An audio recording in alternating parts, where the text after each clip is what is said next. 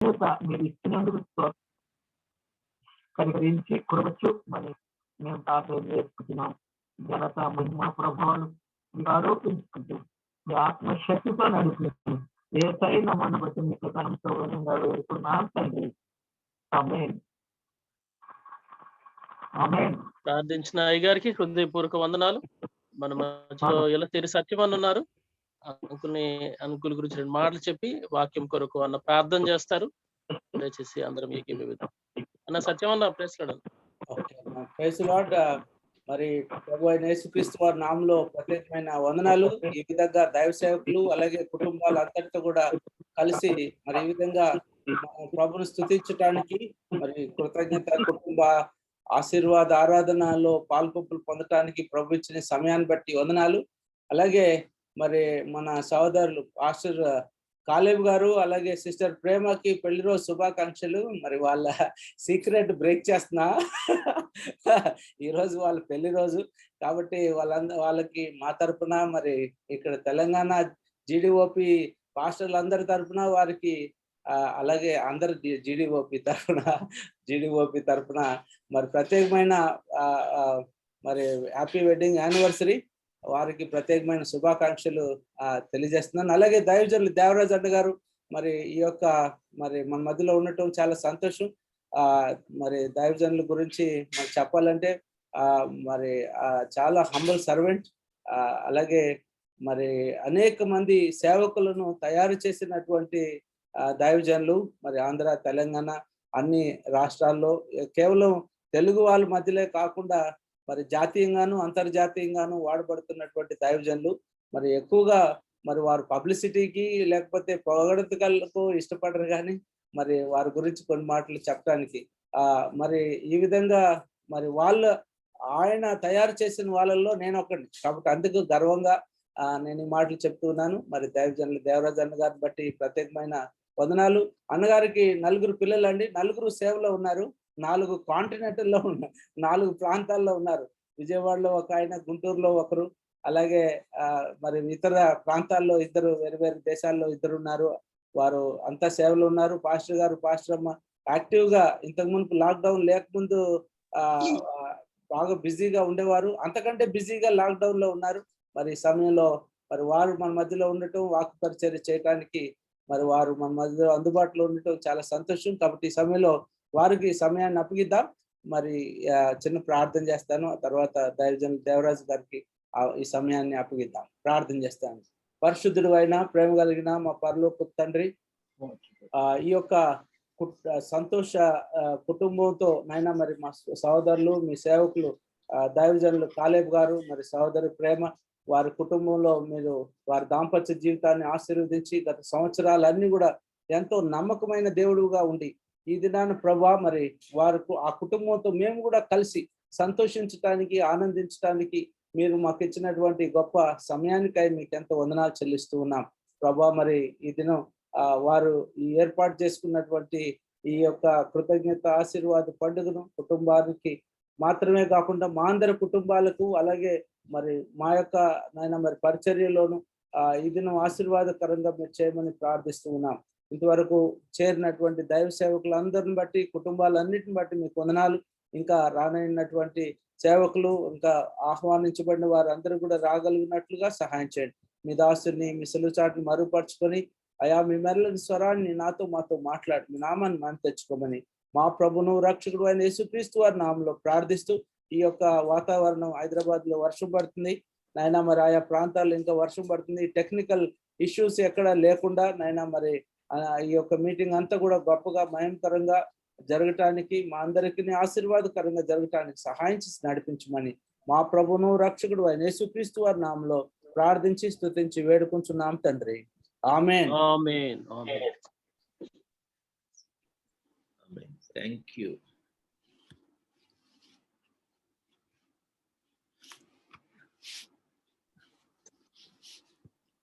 వాక్యులకు వెళ్ళిపోదామా?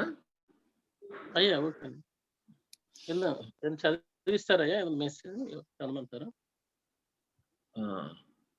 ప్రభునందు ప్రియమైనటువంటి దేవుని సేవకులకు దేవుని సేవకురాండ్రకు అందరికీ కూడా హృదయపూర్వకమైన వందనాలు. దేవుడు మిమ్మల్ని అందరిని కూడా బహుగా ఆశీర్వదించి దీవించును గాక. ప్రియమైన సహోదరుడు, దేవుని దాసుడు కాలేబ్ గారు, మిస్సెస్ కాలేబ్ గారు, కాలేబ్ గారు మీకు వందనాలు. మీ వెడ్డింగ్ యానివర్సరీని బట్టి ప్రభుని స్తుతిస్తూ ఉన్నాను. దేవుడు మిమ్మల్ని ఆశీర్వదించి దీవించును గాక. ఇంకెవరిదన్నా వెడ్డింగ్ యానివర్సరీ ఉందా?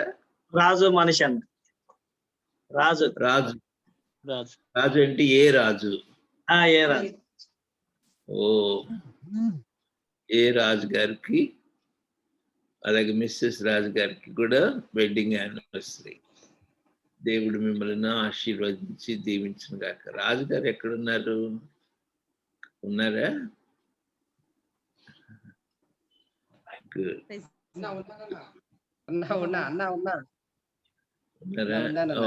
Very good, very good. Praise the Lord. God bless you. దేవుని వెరీ గుడ్. సరే, వాక్యంలోనికి వెళ్ళిపోదాం. చిన్న ప్రార్థన చేసుకుందాం. దానికి ముందు చిన్న వాక్య భాగం చూస్తున్నాం. మత్తయి సువార్త 7వ అధ్యాయం.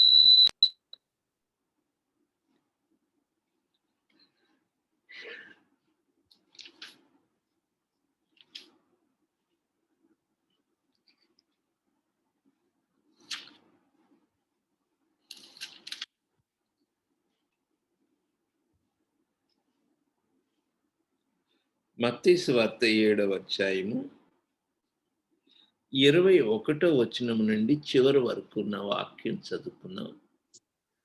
దయచేసి ఎవరైనా చదువుతారా? సుజాత సిస్టర్ గారు చదువుతారు. మన మధ్యలో సుజాత సిస్టర్ గారు ఉన్నారు. మత్తయి సువార్త 7వ అధ్యాయం 1 నుండి చివరి వరకు చదువుతారు. హలో,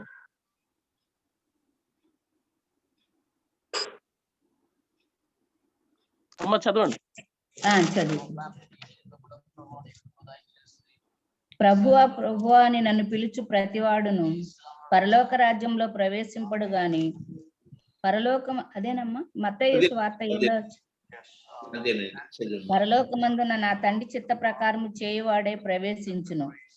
ఆ దినమందు అనేకులు నన్ను చూచి ప్రభువా ప్రభువా మేము నీ నామమున ప్రవచింపలేదా, నీ నామమున దయ్యములను వెళ్ళగొట్టలేదా, నీ నామమున అనేకమైన అద్భుతములు చేయలేదా అని చెప్పుదురు.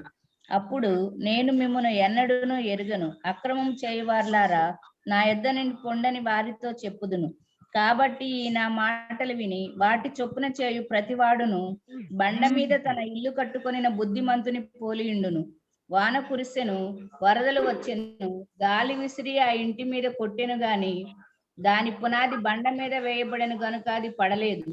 మరియు ఈ నా మాటలు విని వాటి చొప్పున చేయని ప్రతివాడు ఇసుక మీద తన ఇల్లు కట్టుకుని బుద్ధిహీనుని పోలియుండును. వాన కురిసెను, వరదలు వచ్చెను, గాలి విసిరి ఆ ఇంటి మీద కొట్టెను, అప్పుడది కూలబడెను, దాని పాటు గొప్పదని చెప్పెను. యేసు ఈ మాటలు చెప్పి ముగించినప్పుడు జన సమూహములు ఆయన బోధకు ఆశ్చర్యపడుచుండిరి. ఏలయనగా ఆయన వారి శాస్త్రుల వలె కాక అధికారము గలవాని వలె వారికి బోధించెను. Thank you. చిన్న ప్రార్థన చేసుకున్నాం. పరిశుద్ధుడు అయిన మా తండ్రి, ఈ సాయంకాల సమయమున సాగిలిపడి నమస్కరిస్తున్నాం. సాగిలిపడి మీ పాదములకు నమస్కరించి మీ పాదములను ముద్దు పెట్టుకుంటూ ఉన్నాం నాయన. ఈ సాయంకాలం వేళ మమ్మలను మీ సన్నిధికి తీసుకుని వచ్చినందుకు వందనాలు. మీ వాక్యమును ప్రభు ఆలకించడానికి తీసుకుని వచ్చిన ప్రియ సహోదరులు సహోదరులు, మీ దాసులు, మీ దాసురాండ్రు అందరిని బట్టి స్తుతిస్తూ ఉన్నాం. మీరు సమకూర్చిన ప్రజలందరి కొరకే వందనాలు. మీ దాసుడినైనా నన్ను విరిచి వాడుకునండి ప్రభా. ప్రతి ఒక్కరితో మాట్లాడండి. పరలోకం నుండి పరిశుద్ధుడు అయిన మా తండ్రి, మీరే ప్రతి ఒక్కరిని దర్శించండి. మీ ఘనమైన నామం అత్యున్నతంగా హెచ్చించుకోండి. ప్రభువా, మీరే ప్రతి ఒక్కరితో మాట్లాడండి. దయగల తండ్రి, మీ పరిశుద్ధ ఘనత, మహిమ, ప్రభావాలు మీరు మాత్రమే పొందుకోమని వందనాలు చెల్లిస్తూ యేసు నామమున స్తుతులతో ప్రార్థిస్తున్నాం తండ్రి. ఆమేన్, ఆమేన్, ఆమేన్.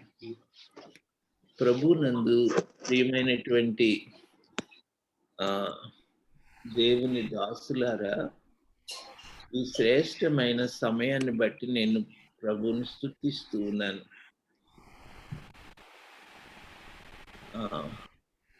దేవుని వాక్యాన్ని ఆలకించడానికి చేరి ఉన్నటువంటి ప్రియమైన దేవుని సేవకులకు, సేవకురాండ్రకు, సహోదరి సహోదరులకు నా హృదయపూర్వకమైన వందనాలు తెలియచేస్తూ ఉన్నాను. ఈ సాయంకాలం ఒక చిన్న తలంపు, అదేంటంటే పునాది, ద ఫౌండేషన్. అది దేవుని యొక్క వాక్యంలో నుండి పరిశుద్ధాత్మ దేవుడు నాకు ఇచ్చినటువంటి మాట. మీ కుటుంబము పునాది మీద కట్టబడిన కుటుంబం వల్లే ఉండాలి. అది పరిశుద్ధాత్మ దేవుడు ఇచ్చినటువంటి ఒక దివ్యమైనటువంటి తలంపు. The family that is built upon the foundation.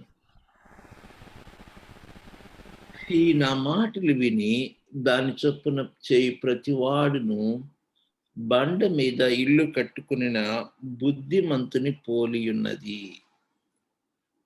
ఈ వాక్యంలో నుండి ఆ చిన్న తలంపును బయటికి తీసి మీ ఎదుట ఉంచాలని ఆత్మదేవుడు నన్ను ప్రేరేపిస్తూ ఉన్నాడు.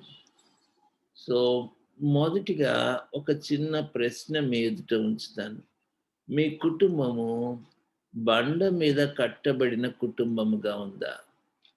Is it built upon the foundation?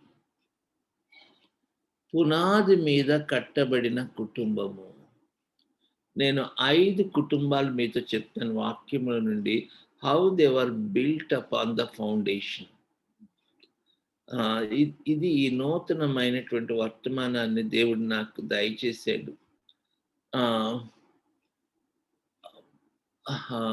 పునాది మీద కట్టబడినటువంటి 5 కుటుంబాలని నేను వాక్యం నుండి మీకు జ్ఞాపకం చేస్తాను. 5 beautiful families built upon the foundation. 5 రకాలైనటువంటి పునాదులు మీకు జ్ఞాపకం చేస్తాను. దాన్ని చేయకముందు ఈ కుటుంబ ఆశీర్వాద కూటము అని చక్కని పేరును దేవుని సేవకులు పెట్టి ఉన్నారు. చాలా అద్భుతమైనటువంటి మాట. మన కుటుంబము ఆశీర్వదించబడిన కుటుంబం వలె ఉండాలి. Blessed family. ఒక చిన్న ప్రశ్న, కుటుంబము అని దేనిని పిలవగలరు? కుటుంబము అంటే నిర్వచనం ఏమిటి? ఒక కుటుంబాన్ని కుటుంబంగా పిలవాలంటే what are the qualification? Family అన్న దానికి వాట్ ఈస్ ద డెఫినిషన్? కుటుంబము అన్న మాటకి నిర్వచనం ఏమిటి? మనము ఆన్లైన్ మీటింగ్లో ఉన్నాం, జూమ్లో ఉన్నాం కాబట్టి నేను అడగటం మీరు చెప్పటం కొంచెం ఇబ్బందిగా ఉండవచ్చు. కొంచెంగా ఇంటరాక్షన్ కొంచెం కష్టంగా ఉండవచ్చు. నేనే చెప్పేస్తాలేండి. మరి నేను ఆయా సమయాల్లో అడిగినప్పుడు చాలామంది చెప్పిన మాట ఏంటి అంటే, కుటుంబము అంటే నిర్వచనం ఏంటంటే భర్త, భార్య, పిల్లలు ఉండటం కుటుంబం. తండ్రి, తల్లి, బిడ్డలు ఉండటం కుటుంబము అంటారు అని జనరల్గా చెప్తారు కదా. అది it is a physical family, భౌతిక సంబంధమైన కుటుంబం. ఒక తండ్రి, ఒక తల్లి, మరి చిన్నపిల్లలు ఉండటం ఒక కుటుంబం. దట్ ఈస్ ఎ ఫ్యామిలీ మరి నీకేమన్నా పిచ్చి పెట్టిందా? కుటుంబం అంటే అర్థం ఏంటి? కుటుంబం అంటే నిర్వచనం ఏంటి అని అడుగుతావు అని నన్ను అనొచ్చు. అసలు కుటుంబం అంటే నిర్వచనం ఏంటి అంటే దట్స్ నాట్ ద ఫ్యామిలీ యాక్చువల్‌గా. కుటుంబం అంటే నిర్వచనం ఏంటి అంటే ఒక్కసారి ఎఫెసీయులకు రాసిన పత్రిక చూడండి దేవుని యొక్క వాక్యంలో. ఎఫెసీయులకు రాసినటువంటి పత్రిక 3వ అధ్యాయము 14-15 వచనాలు చూడండి. ఈ హేతువు చేత పరలోకమునందును భూమి మీదను ఉన్న ప్రతి కుటుంబము ఏ తండ్రిని బట్టి కుటుంబం అని పిలువబడుచున్నదో ఆ తండ్రి ఎదుట నేను మోకాళ్ళుని మీరు అంతరంగ పురుషుని. చాలమ్మా, థ్యాంక్ యూ. ఏ తండ్రిని బట్టి కుటుంబం అని పిలువబడుతున్నదో, కుటుంబానికి ఆధారం ఎవరై అంటే ఈస్ ఫాదర్. సో తండ్రి లేనటువంటి కుటుంబము it is not a family. దేవుడు కేంద్రముగా ఉన్న కుటుంబమే నిజమైన కుటుంబం. అది నేను మీతో ఈ నిర్వచనంలో చెప్పాలని ఆశపడుతూ ఉన్నాను. ఏ తండ్రిని బట్టి మీరు వాక్యం చూస్తున్నారా? ఎఫెసీయులకు రాసిన పత్రిక 3వ అధ్యాయం 14వ వచనం. ద వండర్ఫుల్ వర్స్ అపోస్తలుడైన పౌలు గారు చెప్తున్నటువంటి వచనం. ఏ తండ్రిని బట్టి కుటుంబం అని పిలువబడుచున్నదో. ఒక కుటుంబానికి పరలోకపు తండ్రి కేంద్రంగా లేకపోతే అది ఒక కుటుంబం కాదు. It is not at all A family. అంటే బహుశా భౌతికంగా కుటుంబం వచ్చు కానీ it is not connected with the heavenly family. పరలోకపు కుటుంబముతో కనెక్ట్ అయినది కాదు. It is not a real family. అది నిజమైన కుటుంబము అని అనబడదు. సో నిజమైన కుటుంబం, ద ట్రూ ఫ్యామిలీ ఏదే అంటే దేవుడు ఏ కుటుంబానికి కేంద్రంగా ఉంటాడో, ఏ తండ్రిని బట్టి కుటుంబము అనబడుచున్నదో ఆ తండ్రి ఎదుట మోకాళ్ళుని. అంటే దాని అర్థము మీ కుటుంబానికి కేంద్రము ఎవరై ఉండాలంటే పరలోకపు తండ్రి. పరలోకపు తండ్రిని బట్టి ఆ కుటుంబము అని పిలువబడుతున్నది. మిమ్మల్ని యునైట్ చేసింది ఎవరు? It is a father who is in haven. మీరు పరలోకమందున్న తండ్రి. మీరు ఎవరి కొరకు జీవిస్తున్నారు? మీరు ఎవరి మార్గములో నడుచుకుంటున్నారు? It is father who is in heaven. పరలోకమందున్న తండ్రి చేత మీరు కట్టబడి ఉన్నారు. ఆయన మార్గములో మీరు నడుచుకొనుచున్నారు. ఆయన కొరకు జీవించుతున్నారు. అప్పుడే ఆ కుటుంబం అని పిలువబడుతుంది. That is a wonderful definition. So ఈ మాటలతో నేను ముందుకు వస్తాను. సో కుటుంబము, ఆ నిజమైన కుటుంబానికి కేంద్రము పరలోకపు తండ్రి, పరిశుద్ధాత్మ దేవుడు. అది ప్రాముఖ్యమైనటువంటి విషయము. సరే, నేను కుటుంబానికి పునాది ఏంటి చూడండి, నేను మీతో చెప్తాను. మొట్టమొదటి కుటుంబం, నేను ఆది కాండంలోనికి మిమ్మల్ని తీసుకొని వెళ్తాను. ఆది కాండంలో ఆ మొదటి కుటుంబం అబ్రహాము కుటుంబం దగ్గర నుంచి నేను స్టార్ట్ చేద్దామని తలస్తూ ఉన్నాను. దానికి సంబంధించినటువంటి వాక్య భాగము హెబ్రీయులకు రాసిన పత్రిక 11వ అధ్యాయం దయచేసి చూడండి. హెబ్రీయులకు రాసినటువంటి పత్రిక 11వ అధ్యాయము.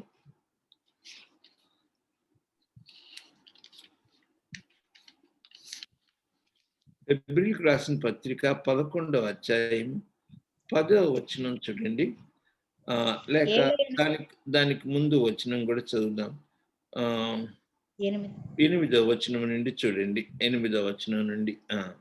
అబ్రహాము పిలువబడినప్పుడు విశ్వాసమును బట్టి ఆ పిలుపునకు లోబడి తాను స్వాస్థ్యముగా పొందనయున్న ప్రదేశమునకు బయలు వెళ్ళెను. మరియు ఎక్కడికి వెళ్ళవలెనో అది ఎరుగక బయలు వెళ్ళెను. విశ్వాసమును బట్టి విశ్వాసమును బట్టి అతడును అతనితో ఆ వాగ్దానమునకు సమాన వారసులైన ఇస్సాకు యాకోబు అనువారును గుడారములలో నివసించుచు అన్యుల దేశంలో ఉన్నట్టుగా వాగ్దత్త దేశములో పరవాసులైరి. ఏలయనగా దేవుడు దేనికి శిల్పియు నిర్మాణకుడునై ఉన్నాడో పునాదులు గల ఆ పట్టణము కొరకు అబ్రహాము ఎదురు చూచుచుండెను. చదవండి. విశ్వాసమును బట్టి శారాయు వాగ్దానము చేసిన వాడు నమ్మదగిన వాడని ఎంచుకొనెను గనుక తాను వయస్సు గతించినదైనను గర్భము ధరించుటకు శక్తి పొందెను. Thank you. ఈ మొదటి ఫ్యామిలీ అబ్రహాము ఫ్యామిలీ. అబ్రహాము ఫ్యామిలీకి ఫౌండేషన్ ఏంటి అంటే మనం గమనించవలసింది ఏంటంటే ఫెయిత్ ఈజ్ ద ఫౌండేషన్. విశ్వాసము ఆ కుటుంబానికి పునాది. Faith is the foundation. అది మీరు గమనించవలసినటువంటి విషయం. విశ్వాసము ఆ కుటుంబానికి పునాది. ఆ కుటుంబం దేని మీద కట్టబడుతుందంటే విశ్వాసము, ఫెయిత్. అందువలన ఆ కుటుంబము ఎంత ఆశీర్వదించబడిన కుటుంబంగా ఉంటుందో చూడండి. How it is a blessing family. ఎంత ఆశీర్వాదంగా ఉందంటే భూమి మీద ఉన్న కుటుంబాలన్నిటికీ కూడా అబ్రహాము కుటుంబము ఆశీర్వాదించబడిన కుటుంబంగా ఉంది. సో ఇట్ ఈస్ అది ఆశీర్వాదించబడిన కుటుంబం మాత్రమే కాదు, ఆశీర్వాదమునకు మూలముగా ఉన్న కుటుంబం. అన్ని కుటుంబాలు ఆశీర్వదించబడటానికి ఈ కుటుంబం కారణమైంది. It is source of blessing. ఇంత గొప్ప ఆశీర్వాదకరమైన కుటుంబంగా ఉండటానికి గల కారణమేమి? ఈ కుటుంబము it was built upon faith. విశ్వాసం మీద కట్టబడిన కుటుంబం. నేను ఇట్లా ఆలోచిస్తూ ఉన్నాను. ఈ ఆల్మోస్ట్ మానవ జాతి అంతటికి ఆశీర్వాద కారణముగా ఉన్న కుటుంబాలను గురించి నేను ధ్యానం చేస్తూ ఉన్నాను. So there are few families, those who are blessing for all the human beings. మానవ జాతి అంతటికి ఆశీర్వాదకరంగా ఉన్నటువంటి కుటుంబాలు. Here is a family. ఈ ఫ్యామిలీ దేని మీద కట్టబడిందంటే it was built upon the faith. విశ్వాసము మీద కట్టబడినటువంటి కుటుంబము. నాదొక ఫేస్ ఒక్కటే ఉన్నది, ఎంటికల గురించి ఏం లేదు.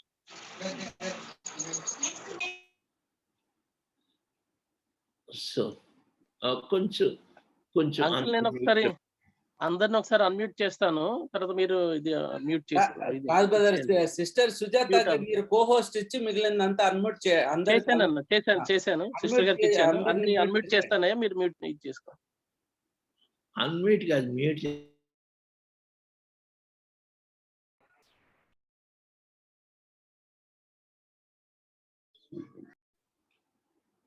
ఓకే అన్న వీడియో కూడా అన్మ్యూట్ చేయండి అన్న.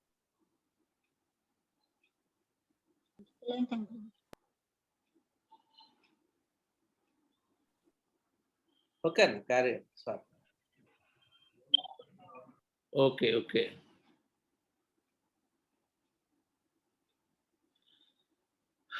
అబ్రహాము కుటుంబము దిస్ వండర్ఫుల్ ఫ్యామిలీ.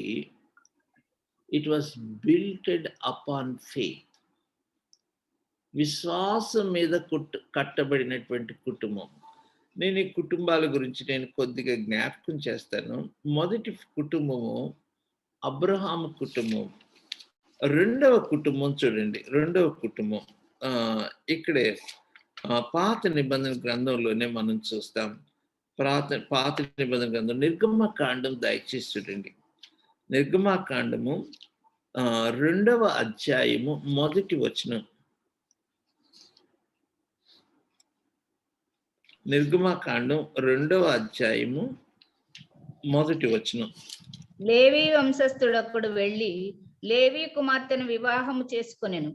ఆ స్త్రీ గర్భవతి అయి కుమారుని కని వాడు సుందరుడై ఉండుట చూచి 3 నెలలు వానిని దాచెను. నేను ఈ కుటుంబాన్ని గురించి ధ్యానం చేస్తున్నాను. ఈ కుటుంబము this is a wonderful family. ఈ కుటుంబం కూడా, ఈ కుటుంబం అమ్రాము ఎక్కబెత్తుల కుటుంబం.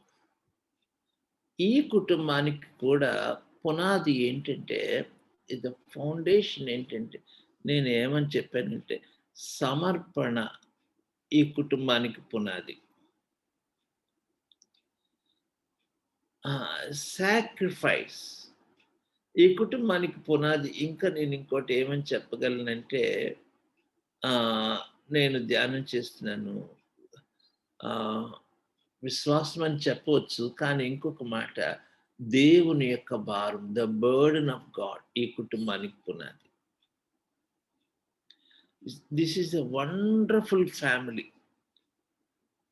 మోషే యొక్క తల్లిదండ్రులు అమ్రాము ఎక్కబెతుల కుటుంబం. ఈ కుటుంబము హోల్ ఇస్రాయేలీల జాతికి ఆశీర్వాద కారణముగా మనం చూస్తాం. ఇది రెండవ కుటుంబం. దెన్ మూడవ కుటుంబం వచ్చి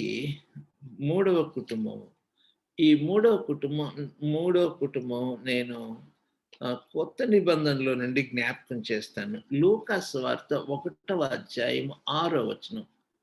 లూకా సువార్త 1:6 దయచేసి చూడండి. లూకా సువార్త 1:6. వీరిద్దరు యూదయ దేశపు రాజైన హేరోదు దినములలో అబియా తరగతిలోనున్న జకర్యాను ఒక యాజకుడుండెను. అతని భార్య అహరోను కుమార్తెలలో ఒకతే. ఆమె పేరు ఎలీసబెతు. వీరిద్దరూ ప్రభు యొక్క సకలమైన ఆజ్ఞల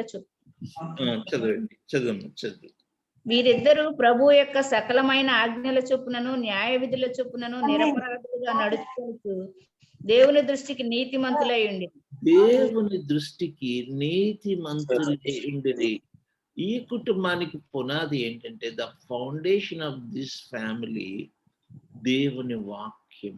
ఈ కుటుంబానికి పునాది సకలమైన ఆజ్ఞల చొప్పునను కట్టడల చొప్పునను దేవుని దృష్టికి నీతిమంతులై ఉండాలి. ఈ కుటుంబానికి పునాది ఏంటి అంటే దేవుని వాక్యము. The word of God is the foundation for this family. This is the wonderful family. నేను ఇది మూడవ కుటుంబం. దెన్ ఫోర్త్ ఫ్యామిలీ నేను వాక్యంలో నుండి ఏం చూపించాలనుకున్నానంటే, అపోస్తుల కార్యములు 18వ అధ్యాయము. అపోస్తుల కార్యములు 18వ అధ్యాయం. This is the wonderful family. ఇది అకుల ప్రిస్కిల్ల కుటుంబం. అపోస్తుల కార్యములు 18వ అధ్యాయము 1వ వచనం. అటు తరువాత పౌలు ఏథెన్స్ నుండి బయలుదేరి కొరింథునకు వచ్చి కొంతు వంశీయుడైన అకులాను ఒక యూదుని అతని భార్య అయిన ప్రిస్కిల్లాను కనుగొని వారి యొద్దకు వెళ్ళెను. ఓకే, ఇది అకుల ప్రిస్కిల్లాల కుటుంబం. ఈ కుటుంబానికి పునాది ఏంటి? What is the foundation of this family? ఈ కుటుంబానికి పునాది ఏంటి అని కొంచెం ఆలోచన చేస్తే, ఈ కుటుంబానికి పునాది మనం ఏం చూడవచ్చు అంటే, దేవుని యొక్క పరిచర్య, ద మినిస్ట్రీ ఆఫ్ గాడ్. దేవుని యొక్క పరిచర్య ఈ కుటుంబానికి పునాదిగా ఉంది. ఇంకొక మాటలో చెప్పాలంటే, త్యాగము, సాక్రిఫైస్ ఈ కుటుంబానికి పునాదిగా ఉంది. అది తర్వాత మీకు చూపిస్తాను. ఇది 4వ కుటుంబం. ఓకే, తర్వాత నేను చివరిగా 5వ కుటుంబం. ఇది వాస్తవానికి నేను ముందు చెప్పవలసిన కుటుంబము, అయితే నేను చివరిలో చెప్తున్నాను. మత్తయి సువార్త 1వ అధ్యాయము.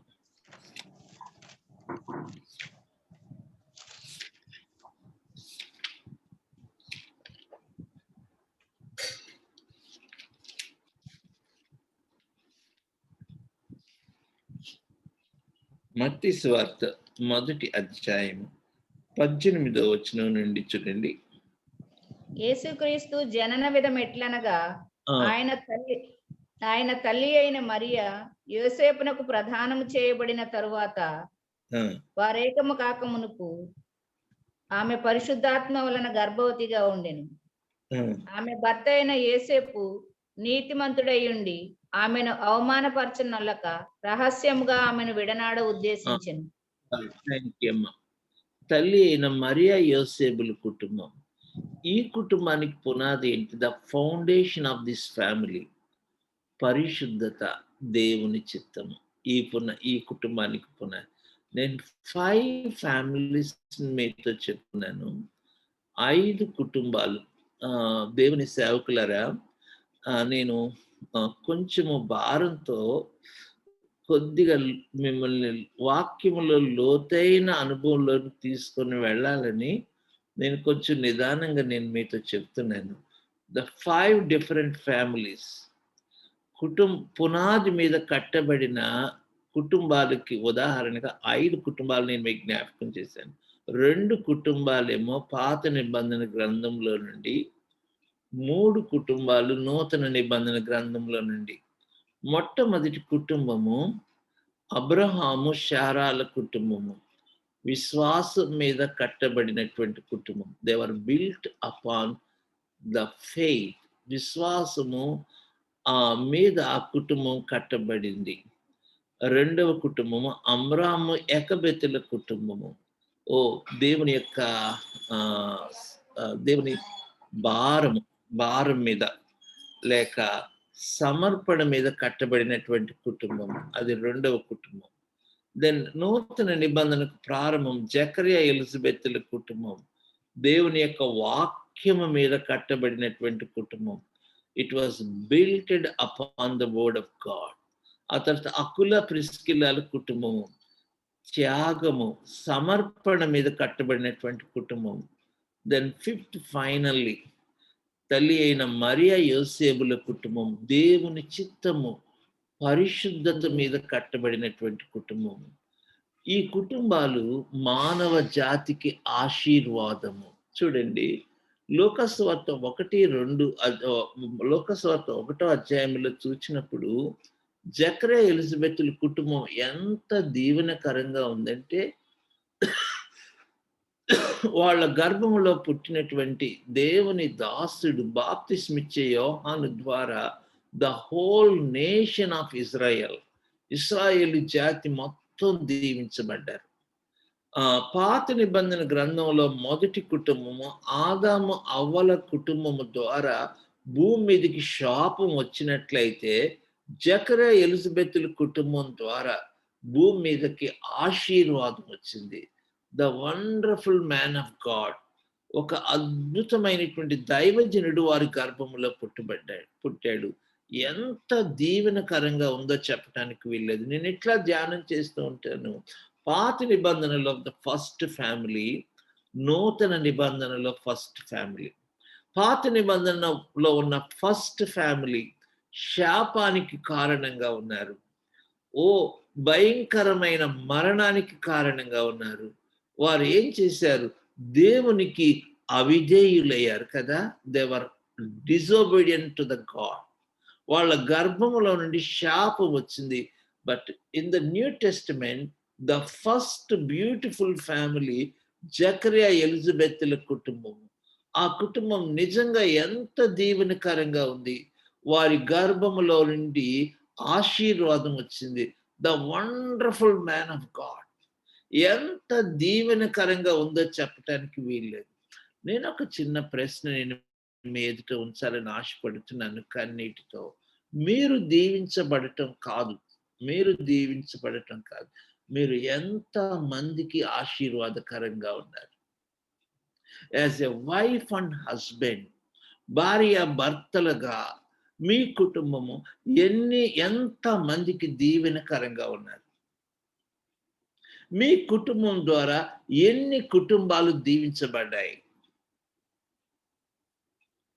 మీరు దీవించబడటం కాదు, మీరు ఆశీర్వదించబడటం కాదు. ఈ సాయంకాలం వేళ నా హృదయంలో ఉన్నటువంటి భారం ఏంటంటే, మీరు దీవించబడటం కాదు, మీ కుటుంబం ద్వారా దేవుని ప్రణాళిక నెరవేరాలి. మీ కుటుంబం ద్వారా అనేక మంది దీవించబడాలి. That's my burden. అకుల ప్రిస్కిల్లాల కుటుంబం ద్వారా నేను మీతో చెప్పిన అన్య జనులలోని సంఘములన్నీ దీవించబడ్డాయి. ఆల్మోస్ట్ అన్య జనులలో ఉన్న కుటుంబాలన్నీ దేవర్ బ్లెస్డ్. రోమీలకు రాసిన పత్రిక చూడండి. రోమీలకు రాసినటువంటి పత్రిక. నేను అంత చెప్పలేనేమో. నాకు దేవుడిచ్చిన వర్తమానం అంతా నేను కొంచెం లాజికల్గా, ఒక సైకలాజికల్గా నేను ఆలోచిస్తూ దేవుని వాక్యాన్ని జోడించి కొంచెము లోపలికి మిమ్మల్ని తీసుకొని వెళ్ళాలని ఆశపడుతూ ఉన్నాను. రోమీలకు రాసిన పత్రిక 16వ అధ్యాయం చూడండి. రోమీలకు రాసిన పత్రిక 16వ అధ్యాయం 3వ వచనం. రోమన్స్ 16:3. క్రీస్తు యేసునందు నా జత పని వారైన ప్రిస్కిల్లకును అకులకును నా వందనములు చెప్పుడి. అకులకును నా వందనములు చెప్పుడి. వారు నా ప్రాణం కొరకు తమ ప్రాణములను ఇచ్చుటకైనను తెగించిరి. మీరు తీసుకోండి. నేను ఏమని చెప్పానంటే, ఈ కుటుంబానికి పునాది ఏంటో తెలుసా? త్యాగము అని చెప్పాను. నేను ఇందాక చెప్పాను సాక్రిఫైస్.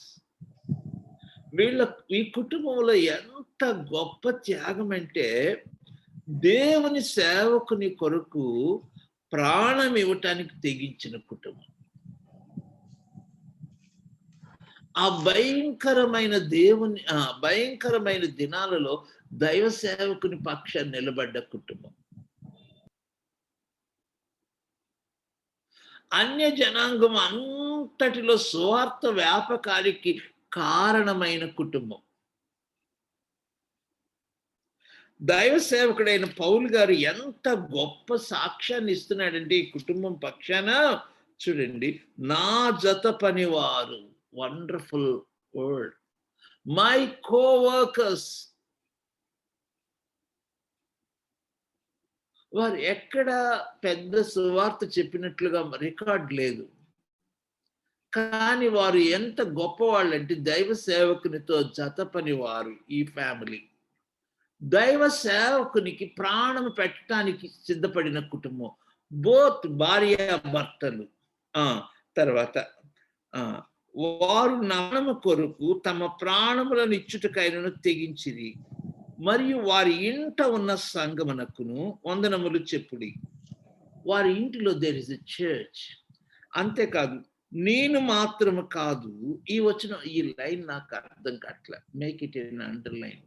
నేను మాత్రము కాదు, అన్య జనులలోని సంఘముల వారందరూ, all the churches in gentile, అన్య జనులలో సంఘములన్నీ స్థాపించడానికి కారణం ఎవరైతే అకుల ప్రిస్కిల్ల. ఎంత గొప్ప మాట అపోస్తలుడైన పౌలు గారు రాశారంటే వాళ్ళందరూ వీళ్ళకి కృతజ్ఞులంట. Think about that. ఎంత మాదిరికరమైనటువంటి కుటుంబం. ఆ ఫ్యామిలీ, నేను ఇట్లా అన్నాను అనుకో, there is a family in Hyderabad. హైదరాబాద్లో ఉన్న సంఘాలన్నీ వాళ్ళకు రుణస్తులు అని అన్నాను అనుకో, ఎట్లా ఉంటుంది ఆ మాట? ఆంధ్ర రాష్ట్రంలో ఉన్న సంఘాలన్నీ ఆ కుటుంబానికి కృతజ్ఞులై ఉన్నారంటే ఎంత అద్భుతంగా ఉంటుందా ఆ మాట. Think about Aquila Priscilla family such a blessing అట. దానికి కారణం ఏంటి? నేను ఇంకా అవుట్లైన్ లోనే ఉన్నాను. I'm not going deep. సరే, నేను ఇక్కడ స్టార్ట్ చేస్తాను. చూడండి, పునాది, ద ఫౌండేషన్. ప్రేమ. ఇక్కడ చాలా మంది పెద్దలు ఉన్నారు, దైవ సేవకులు ఉన్నారు, అలాగే సంఘంలో ఉన్న విశ్వాసులు ఉన్నారు. మీ కుటుంబానికి పునాది ఏంటి? What is the foundation for your family? మీ కుటుంబం దేని మీద కట్టబడుతుంది?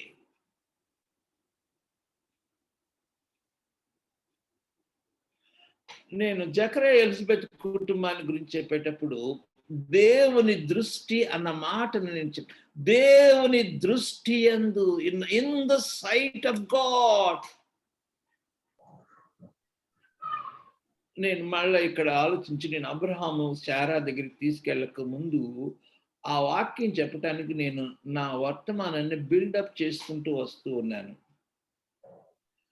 ప్రియ సహోదరుడా, నీ కుటుంబం దేని మీద కట్టబడుతుంది? నీ ఆత్మీయ జీవితానికి వాట్ ఈస్ ద ఫౌండేషన్? ఒకసారి మళ్ళా లూకా 1:6 చదువుదాం. లూకా 1. ఇది కొత్త నిబంధనలో ఉన్నటువంటి మొదటి కుటుంబం గురించి. ఒకసారి లూకా 1:6. వీరిద్దరూ ప్రభు యొక్క సకలమైన ఆజ్ఞల చొప్పునను న్యాయ విధుల చొప్పునను నిరపరాధులుగా నడుచుకొనుచు దేవుని దృష్టికి నీతిమంతులయ్యుండిరి. దేవుని దృష్టి అన్న మాట రౌండ్ చేసుకోండి. దేవుని దృష్టి. నేను ఇక్కడ చాలా ఆర్గ్యుమెంట్స్ ఉన్నాయి. ఈ ఆర్గ్యుమెంట్స్ లోకి నేను తర్వాత తీసుకొని వెళ్తాను యాజ్ ద టైం పర్మిట్స్. చాలా ఆర్గ్యుమెంట్స్ ఉన్నాయి. వారికి బిడ్డలు లేరు, నో కంప్లైంట్, వాళ్ళు ఏం దుఃఖపడట్లేదు, వాళ్ళు ఏం విచారం లేదు. వాళ్ళ దృష్టి అంతా దేని మీద ఉందంటే ఇట్ ఈస్ ఆన్ గాడ్. సకలమైన ఆజ్ఞల చొప్పునను న్యాయ విధుల చొప్పునను దేవుని దృష్టి. నేను చాలాసార్లు వివాహం చేసేటప్పుడు ఈ మాట మీద చెప్తా ఉంటాను.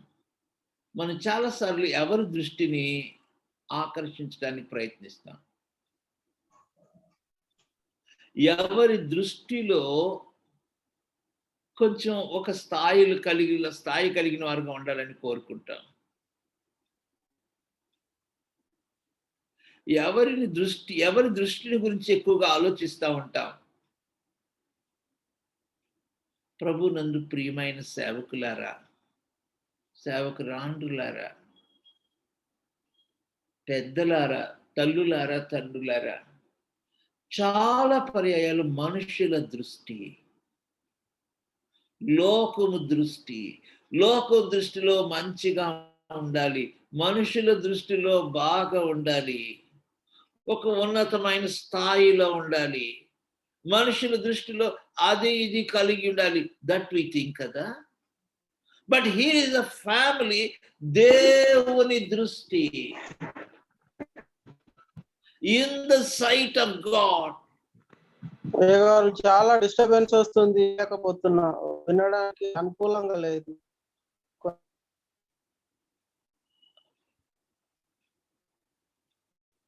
ఇక్కడ అంతా బాగానే ఉంది పాస్టర్ గారు, మీ దగ్గర ఏమన్నా డిస్టర్బెన్స్ ఉందా? ఇక్కడ అంతా అందరికి బాగానే ఉంది. మాకందరికి బాగానే ఉంది అయ్య గారు. ఓకే, నా దగ్గర బాగానే ఉందండి, బాగా వినపడుతుంది. మాకు కూడా బాగానే ఉందండి. దేవుని ఆత్మ నడిపింపు ఖమ్మంలో మంచిగా ఉన్నది. బాగానే ఉందండి, వాయిస్ క్లారిటీ వస్తున్నది, బాగానే ఉంది. Thank you. ఖమ్మంలో కూడా మంచిగా ఉంది. ఆదిలాబాద్ లో కూడా బాగానే ఉందండి. దయచేసి అయ్యగారిని డిస్టర్బ్ చేయకండి, కంటిన్యూ చేపియండి. ఓకే, అయ్యగారు నాపకండి, కంటిన్యూ చేపియండి. ఎందుకు డిస్టర్బ్ చేస్తున్నారు మధ్యలో? ప్రాబ్లం అండి. కూడా బాగానే వస్తుంది. సుదర్శన్ అందరికి లాకేజ్ మీరెవరు విజయనగరం జిల్లా కూడా బాగానే వస్తుందండి. టోటల్ గా అందరూ మ్యూట్ లో పెట్టండి సార్. అయ్యగారు ఒక్క నిమిషం మొత్తం అందరూ మ్యూట్ లో పెట్టండి. Please continue this message. Thank you అండి, థ్యాంక్ యూ. నా వాయిస్ నా దగ్గర నుంచి ఏం డిస్టర్బెన్స్ లేదు కదా? No sir, no. అయ్యా సత్యం. ఓకే, థ్యాంక్ యూ అన్న. లేదన్న, లేదు. Thank you. నేను అందుకే కొంచెం జాగ్రత్త పడ్డాను ముందే, బయట కూర్చోకుండా లోపలే కూర్చున్నాను. ఓకే. ప్రియ దేవుని సేవకులను గుర్తుపెట్టుకోండి. దేవుని దృష్టి యందు, ఆ మాట అండర్లైన్ చేసుకోండి, దేవుని దృష్టి. ప్రియమైన కుటుంబ యజమానులారా, కుటుంబ యజమానురాండ్రులారా, నా చేతులు జోడించి నేను మీతో చెప్తున్నాను, దేవుని దృష్టిలో నేను ఎట్లా జీవిస్తున్నాను, దేవుని దృష్టిలో మేము ఎలా జీవిస్తున్నాము, ఇది మన యొక్క కేంద్ర బిందువు అయి ఉండాలి. How we are in the sight of God. మన కుటుంబంలో అనేక అవసరాలు ఉండొచ్చు. మనము అనేక రీతులుగా కొదువు కలిగిన వారమై ఉండవచ్చు. No problem. దేవుని దృష్టిలో నేను ఏ విధంగా ఉన్నాను, దేవుని దృష్టిలో భార్యాభర్తలముగా మేము ఎలా ఉన్నాం. ఎప్పుడైతే ఈ ఆలోచన మీకు ఉందో, మీ కుటుంబం ఏమవుతుందో తెలుసా? నేను కొంచెం కన్నీటితో చెప్పిన, మీ కుటుంబం అయ్య బాబోయ్, మీ వంశానికి, మీ గ్రామానికి, మీ ప్రాంతం అంతటికి దీవెనకరంటుంది. దేవునికి స్తోత్రం చెప్దామండి. మీరు మ్యూట్లోనే ఉంచుకొని చెప్పండి. అది లూకా 1:14 చూడండి. లూకా 1:14. అతడు ప్రభువు దృష్టికి గొప్పవాడై ద్రాక్షారసమైనను వారి కడుపులో నుండి ఒక కుమారుడు జన్మించాడు. ఆ బిడ్డ ప్రభు దృష్టికి గొప్పవాడే. Is a mighty man in the sight of God. వారి గర్భంలో నుండి దేవుని ఆశీర్వాదం వచ్చింది. అతడు ప్రభు దృష్టికి గొప్పవాడే.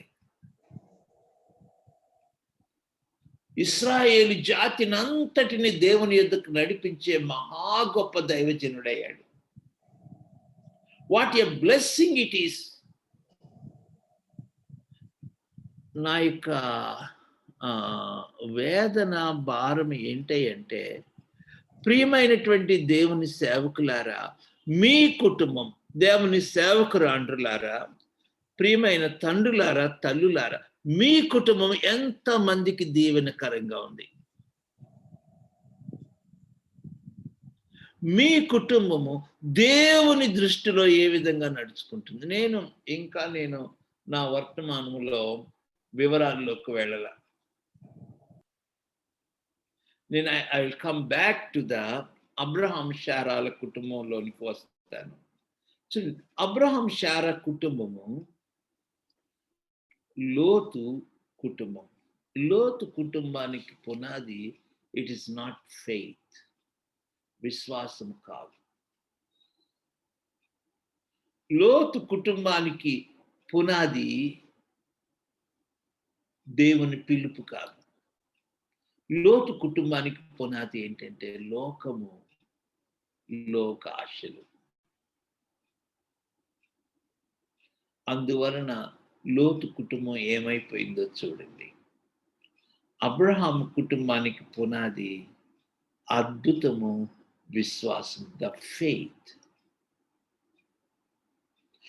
సరే, నేను అబ్రహాం కుటుంబాన్ని గురించినటువంటి కొన్ని లాజికల్ ఆర్గ్యుమెంట్స్, ఒక నూతనమైనటువంటి వాదనను మీ ఎదుటికి తీసుకురావటానికి నేను నా ధ్యానములో ఆలోచిస్తూ ఉన్నాను. ఆది కాండములోనికి రండి. ఆది కాండము. నేను ఆయా సమయాల్లో వాక్యం చెబుతూ కుటుంబములో ఉన్నటువంటి బంధమును గురించి చెప్తా ఉన్నాను. The bond of the family, the bond of the marriage. కుటుంబం యొక్క బంధాన్ని గురించి చెప్తూ నేను శరీర బంధము, రక్త బంధము, తర్వాత ఆత్మ బంధము, 3 బంధాలు చెప్తా ఉన్నాను. ఫిజికల్ బాండ్, కోవనెంటల్ బాండ్ అంటే నిబంధన బంధము, దాని 3వది ఆత్మ బంధము, స్పిరిచువల్ బాండ్. భార్య భర్తల మధ్య ఉన్నటువంటి బంధం ఏంటయ్యా అంటే అది అద్భుతమైనటువంటి బంధము. ఈ బంధాన్ని ఎవరు తీసివేయటానికి వీల్లేదు. The beautiful bond. ఇది కొంచెం లోతైనటువంటి మాటలు. ఇది నాకు అర్థమైనప్పుడు నేను ఆశ్చర్యపోయాను. భర్తలారా, భార్యలారా, మీరు దేవుని సన్నిధిలో మీరు ఏ విధంగా ఐక్యపరచబడ్డారంటే అది అద్భుతమైనటువంటి బంధం. It is a wonderful bond. అక్కడ మనం చూస్తే ఒక్కసారి ఇది నేను మళ్ళీ ఇక్కడికి రాకముందు చూడండి, మత్తయి సువార్తలో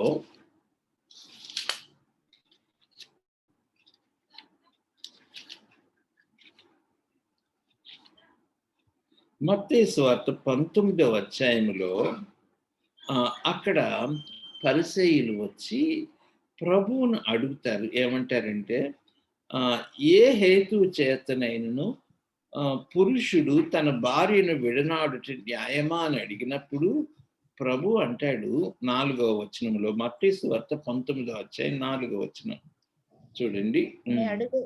పరిసయ్యులు ఆయనను శోధింపవలనని ఆయన యొద్దకు వచ్చి, ఏ హేతువు చేతనైనను పురుషుడు తన భార్యను విడనాడుట న్యాయమా అని అడుగగా ఆయన, సృజించిన వాడు ఆది నుండి వారిని పురుషునిగాను స్త్రీనిగాను సృజించిననియు, ఇందు నిమిత్తము పురుషుడు తల్లిదండ్రులను విడిచి తన భార్యను హత్తుకొనును, వారిద్దరును ఏక శరీరముగా ఉందురని చెప్పిననియు మీరు చదవలేదా? కాబట్టి వారికను ఇద్దరు కాక ఏక శరీరముగా ఉన్నారు గనుక వారిద్దరు ఇక వాళ్ళిద్దరు కాదు, దే ఆర్ వన్. కాబట్టి వారికను ఇద్దరు కాక ఏక శరీరముగా ఉన్నారు గనుక దేవుడు జతపరిచిన వారిని మనుషుడు వేరుపరచకూడదని చెప్పాను. ఇప్పుడు 10వ వచనానికి వచ్చేద్దాం, వర్స్ 10. ఆయన శిష్యులు, భార్యాభర్తలకుండు సంబంధము ఇట్టిదైతే పెండ్లి చేసుకొనుట యుక్తము కాదని ఆయనతో చెప్పారు. భార్యాభర్తలకు ఉన్న సంబంధము ఇట్టిదైతే, సంబంధము అన్న మాట అక్కడ అండర్లైన్ చేసుకోండి. అంటే ఇంకొక మాటలో బంధము, the bond between wife and husband ఇట్టిది అయితే, అంటే సంథింగ్ అన్డివైడబుల్, అంటే విభజింపటానికి భేద్యము కానిది, విభజింపటానికి వీలు కాని బంధము. That is a wonderful bond between wife and husband. What is this bond? ఈ బంధం ఏంటి? నేను మీతో చెప్పిన ఒక చిన్న మాట. భర్తలారా, భార్యలారా, నేను ఫ్యామిలీ కాన్ఫరెన్స్లో నేను కొంచెం చెప్తా ఉంటాను. నేను కొంచెం 2 లేక 3 గంటలకు తక్కువ కాకుండా వర్తమానం చెప్తా ఉంటాను. మీరు ఎందుకు జతపరచబడ్డారో తెలుసా? నేను కొంచెం కఠినంగా మాట్లాడేసైనా నిర్మోహమాటంగా, మీరు ఎందుకు జతపరచబడ్డారు చెప్పండి? పిల్లలు కంటానిక, లేకపోతే అన్నం కూర వండుకోవటానిక? Why God united you? ప్రియమైన కుటుంబ యజమానుడా, కుటుంబ యజమానురాలు, దేవుడు మిమ్మల్ని ఎందుకు జతపరిచాడు చెప్పండి? అన్నం కూర వండుకోవటానిక? నేను ఒకరోజు వాక్యం చెప్తా ఉన్నాను, నరుడు ఒంటరిగా ఉండటం మంచిదిగా. ఎందుకు మంచిది కాదు? వై? నేను అనుకున్నాను ఒంటరిగా ఉండటమే చాలా మంచిది, 100% మంచిది అనుకున్నా. మా నాన్నకు నేను ఒక్కడనే కొడుకుని, నేను చిన్న వయసులో రక్షించబడ్డాను. నేను అనుకున్నాను పెళ్లి చేసుకోకుండా ఉండటం 100% బెటర్ అనుకున్నాను. మీరేమంటారు? నా మాటకి చాలా ఓట్లు వస్తాయి అనుకుంటాడు. ఎందుకు? పెద్దోళ్ళు అన్నారు, ఒరే సంసారం అనేది ఒక సాగరం రా, అది ఎక్కడ ఈదుతావు? చాలా మంది ఈదలేక మధ్యలో మునిగిపోయి అడ్రస్ లేకుండా చచ్చిపోయారు. కాబట్టి అనవసరంగా ఆ సముద్రంలో పడేదానికన్నా బయట ఉండటం బెస్ట్. కానీ దేవుని వాక్యం ఏమంటుందంటే మంచిది కాదు. Why it is? నేను అక్కడ ఆ మాటకి నేను చాలా అద్భుతంగా పరిశోధన ప్రారంభించాను. ఆ పరిశోధనలో దేవుని ఆత్మ నాకు అర్థం చేసిన వాక్యం అంతా నేను మీతో చెప్పాలంటే ఇంక తెల్లారిపోతుంది. ఎందుకు మంచిది కాదు, వై గాడ్. నేను తర్వాత ఇప్పుడేమి చెప్తాలేండి. అది దేవుడు ఇద్దరిని ఎందుకు ఏకం చేసాడో తెలుసా? భూమి మీదకి ఆశీర్వాదం రావాలంటే భర్త భార్య ఉండాలి, లేకపోతే there is no blessing. God blessed them. ఎవరిని? భర్తను భార్యను ఇద్దరిని కలిపి, నాట్ సపరేట్. మీరు భూమిని ఏలాలి. You have to rule the earth. మీరు లోపరుచుకోవాలి, ఆశీర్వాదానికి కేంద్రముగా ఉండాలి. అది దేవుని యొక్క ఉద్దేశం. That is the purpose of God. మీ గర్భము ద్వారా దేవుని ఉద్దేశము నెరవేర్చబడాలి. దేవుడు మిమ్మల్ని ఎందుకు యునైట్ చేశాడో తెలుసా? నేను కొంచెం ఏడుస్తూ చెప్పనా? అన్నం కూర వండుకోవటానికి కాదు. మరి ఫ్యామిలీ కాన్ఫరెన్స్లో ఇన్ జనరల్గా ఏం చెప్తా ఉంటారంటే, భర్తలారా మీ భార్యల్ని ప్రేమించండి, భార్యలారా మీ భర్తలకు విధేయులై ఉండండి. ఇవి చెప్తా ఉంటే ఆల్రెడీ ఉన్నాయి. అవన్నీ ఏబిసిడీలు. ఇవి చెప్పాలంటారా? నేను మీతో చెప్పను, కొంచెం ఏడుస్తూ చెప్పను. వాక్యం తెలియని అన్యులు, రక్షణ పొందిన అన్యులు 100% కుటుంబాల్లో చాలా చక్కగా ఉంటారు. తమ భర్తల్ని చాలా గౌరవిస్తారు, తమ భార్యల్ని ఎంతో ప్రేమిస్తారు. వాళ్ళ కుటుంబాలు ఎంతో చక్కగా ఉంటాయి. వాళ్ళకి రక్షణ పొందకపోయినా కారణం ఏంటంటే ఇది జనరల్ ప్రిన్సిపల్స్ వాళ్ళకి తెలుసు. రక్షణ పొందిన అన్యులకి భర్తని దేవుడిలాగా చూసుకుంటారు, భార్యల్ని పువ్వుల్లో పెట్టుకొని చూసుకుంటారు. నేను మళ్ళీ ఆ ఎగ్జాంపుల్స్ అని వెళ్తే టైం అవుతుంది.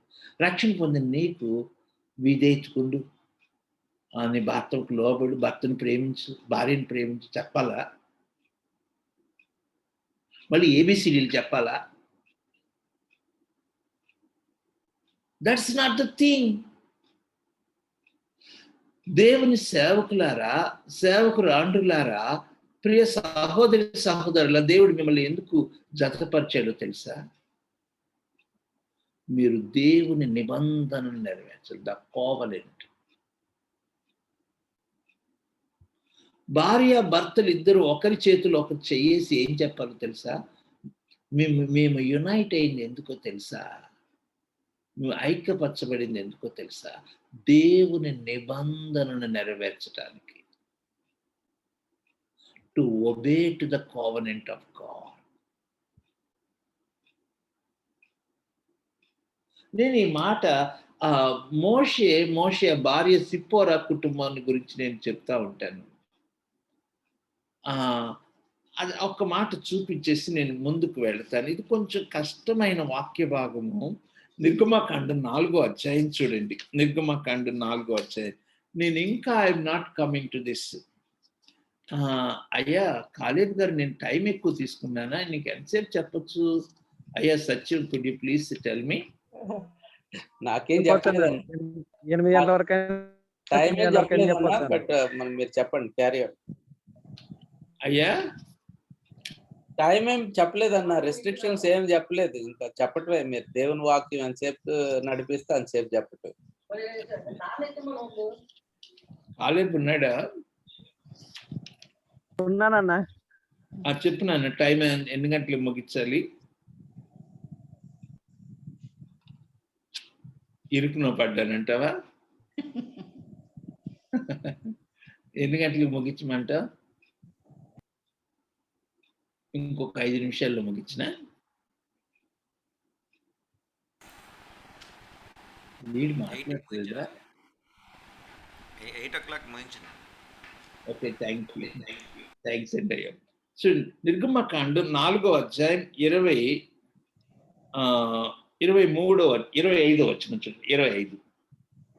సిప్పోరా వాడిగల రాయి తీసుకుని తన కుమారునికి సున్నతి చేసి అతని పాదముల యొద్ద అది పడవేసి, నిజముగా నీవు నాకు రక్త సంబంధమైన పెనిమిటి వైతివనెను. అంతటా ఆయన అతనిని సంబంధమైన పెనిమిటి. ఇది నన్ను ఆలోచనలో పెట్టిన వాక్యము. రక్త సంబంధమైన పెనిమిటి. ఈ వచనము చాలా సార్లు మిస్అండర్స్టాండ్ చేసుకున్నటువంటి వచనం. ఈ వచనం ఏంటంటే ద బ్లడ్ బాండ్ హస్బెండ్, రక్త సంబంధము. చూడండి, ఆ మోషే తన బిడ్డలకి సున్నతి చేయలేదు. ఆ కారణాన దేవుని పిలుపుని అందుకున్నటువంటి మోషే ఐగుప్తు దేశానికి తిరిగి వస్తూ ఉండగా సత్రములో దేవుడు మోషేను, మోషే కుమారుణ్ణి చంప చూశాడట. అక్కడ చాలా కామెంట్స్ నేను చూశాను. మోషే యొక్క ఎల్డర్స్ అన్ని ఎందుకు చంప చూశాడు, వై గాడ్ అటాక్డ్ ఆ సత్రంలో. కారణం ఏంటంటే మోషే దేవుని నిబంధనకు లోబడటం మర్చిపోయాడా? యాక్చువల్గా మర్చిపోలేదు. సిప్పోరా యాక్సెప్ట్ చేయలేదట సున్నతికి తన కొడుకు. సో అంటే మిద్యాను దేశంలో 40 years ఉన్నప్పుడు మోషే చిన్న వయసులోనే వాళ్ళమ్మ చెప్పింది, బాబు మనం అబ్రహాం సంతానం నాయన, మన బిడ్డలకి 8వ దినాన సున్నతి చేయాలి అని పాలు మానపకు ముందే నూరి పోసిన మాటలు ఆమెకు గుర్తున్నాయి, అతనికి గుర్తున్నాయి. మిద్యాను దేశంలో సిప్పోరోత అనేవాడంట, అమ్మ నా కొడుకు సున్నతి చేయాలి అని. అప్పుడు సిప్పోరా యాక్సెప్ట్ చేయలేదట. మిద్యానీయులకు సున్నతి హేయం, నా కొడుకు మీద చేయి పెడితే నేను ఊరుకోను, నా సున్నతి చేయటానికి వీల్లేదనిందట. కరెక్ట్గా ఐగుప్తులో ఎంట్రన్స్ లోకి రాగానే దేవుడు చంపటానికి చూశాడు. అప్పుడు ఆమె భయపడిపోయింది. మేము failed in obeying the covenant. మేము దేవుని నిబంధనకు లోబడటములో మేము అందుకనే ఈ మరణ సమయం వచ్చింది. అప్పుడు ఆమె వెంటనే ఏం చేసిందో తెలుసా, తన కుమారుడికి సున్నతి చేసింది. దేవుడట ఎంత భయంకరమైన సన్నివేశం చూడండి. మోషే కుమారుణ్ణి చంప చూశాడట. ఇప్పుడు సున్నతి చేసి అనిందట మోషేతో, అయ్యా మీకు నాకు ఉన్న సంబంధం శరీర సంబంధం మాత్రం కాదు, రక్త సంబంధం. మరి మీరు ఏమనుకోకపోతే మీరు ఫేస్ టు ఫేస్ ఉంటే ఇట్లా చెప్పేవాడిని.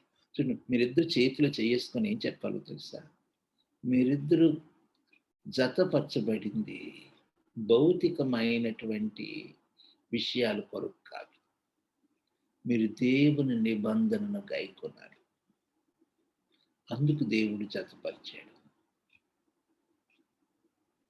భార్యగా భర్తగా are you failed in covenant of God? దేవుని నిబంధనను గైకునే విషయంలో ఫెయిల్ అయిపోయావో నేను మీతో చెప్పిన దేవుని ఆశీర్వాదం మీ కుటుంబం మీద ఉంటుంది. మీరిద్దరూ నిబంధన చేయబడింది, మీ ఇద్దరు ఒకరితో ఒకరు కాదు, మూడో వ్యక్తి ఉన్నాడు దేవుడు. మీరు దేవునితో నిబంధన చేయబడ్డారు. దిస్ ఇస్ కోవెనెంటల్ బాండ్, అద్భుతమైనటువంటి బంధం. ఎప్పుడైతే మీరు బంధములో ఉన్నారో ఏం జరుగుద్దో తెలుసా? నేను దేవుని సేవకుడిగా కన్నీళ్ళు చెప్పిన మీ కుటుంబం ఆశీర్వాదానికి కేంద్రం అవుతుంది. దేవునికి స్తోత్రం కలుగునుగా. మీ కుటుంబంలో నుండి ఆశీర్వాదం ప్రవహిస్తుంది.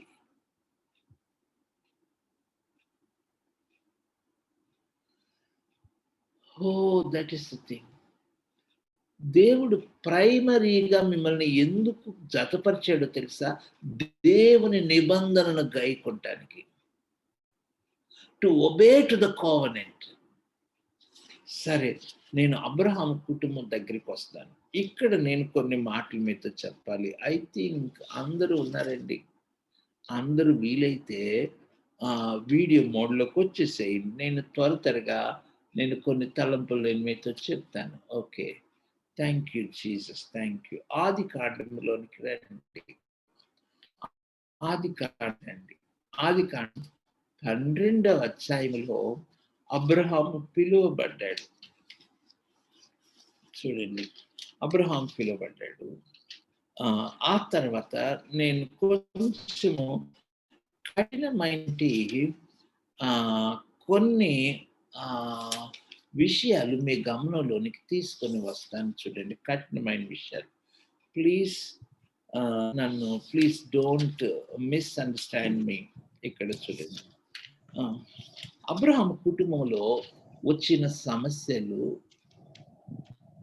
అబ్రహాము ఈ సమస్యను ఎట్లా హ్యాండిల్ చేశాడు, how he handle the problems, అది నేను మీతో ఈ రోజున మీతో చెప్పాలని ఆశపడుతూ ఉన్నాను. చూడండి,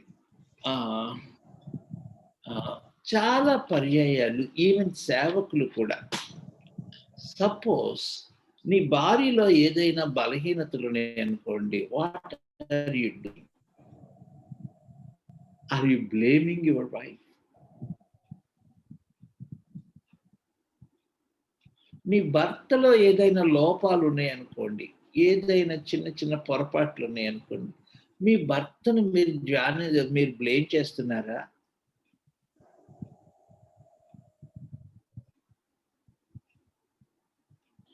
ఆర్ వి బ్లేమింగ్? నేను మీతో చెప్పనా, అసలు అబ్రహాము కుటుంబము ఆదిలోనే ఫెయిల్ అయిపోవాలి.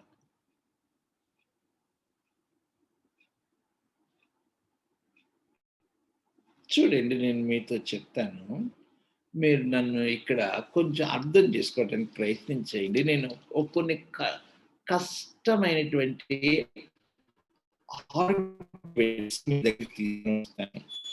12వ అధ్యాయం 12వ అధ్యాయం చూడండి, ఆదికాండం 12వ అధ్యాయం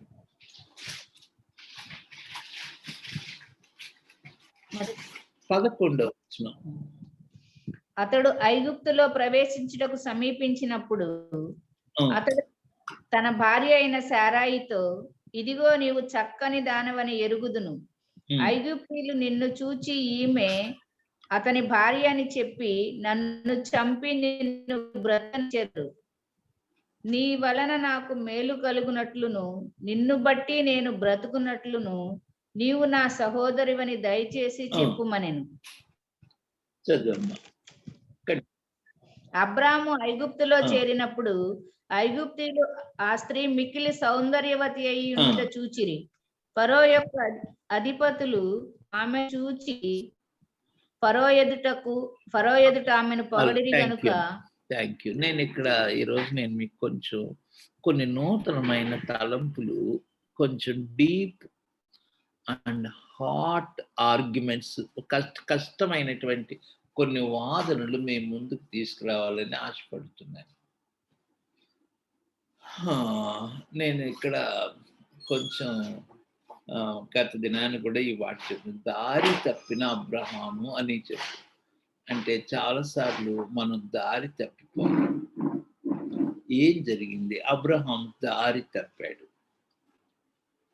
బేతేలు నుండి తాను ప్రయాణమయ్యి దారి తప్పి ఏం చేశాడంటే ఐగుప్తులోనికి వెళ్ళాడు. He missed the way.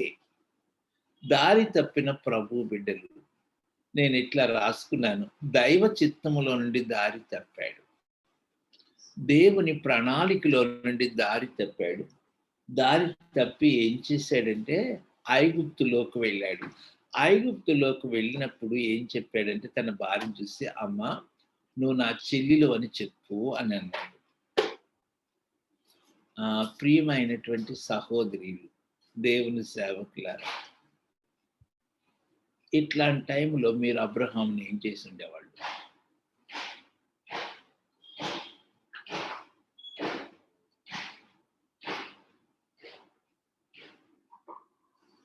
నేను ఇందాకే చెప్పాను, this is a hard discussion.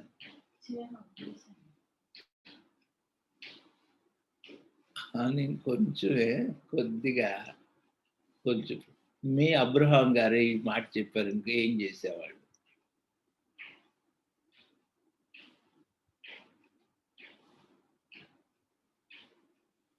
మీరు అయ్యగారు చొక్కా పట్టుకొని ఏమన్నా అని మీరు ఏం చేసేవాళ్ళు చెప్పండి. హౌ శారా ఈస్, శారా ఎట్లాగా అడ్జస్ట్ అయింది? సరే, నేను ఇక్కడి నుంచి మళ్ళీ 16వ అధ్యాయానికి వస్తాను. నేను how you have to handle the problems in your family, అది నా యొక్క టాపిక్ ఈరోజు. మీ కుటుంబంలో వచ్చే సమస్యల్ని మీరు ఎట్లా హ్యాండిల్ చేయాలి? చూడండి, 16వ అధ్యాయానికి రండి. ఈ 16వ అధ్యాయంలో శారమ్మ ఏం చేస్తుందంటే, అబ్రహాము బుర్రను పూర్తిగా స్పూన్తో గీకేస్తుంది. అంటే అబ్రహాము బుర్రలో ఇక మెదడు పూర్తిగా పోయిందనమాట.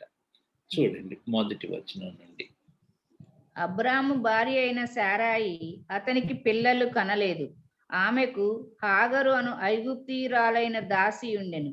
కాగా శారాయి, ఇదిగో నేను పిల్లలు కనకుండా యెహోవా చేసి ఉన్నాడు, నీవు దయచేసి నా దాసితో పోము, నాకు కలుగని అబ్రాముతో. అబ్రాము శారాయి మాట విని. ఇక్కడ ఏం జరిగింది? నేనేం చేస్తున్నానంటే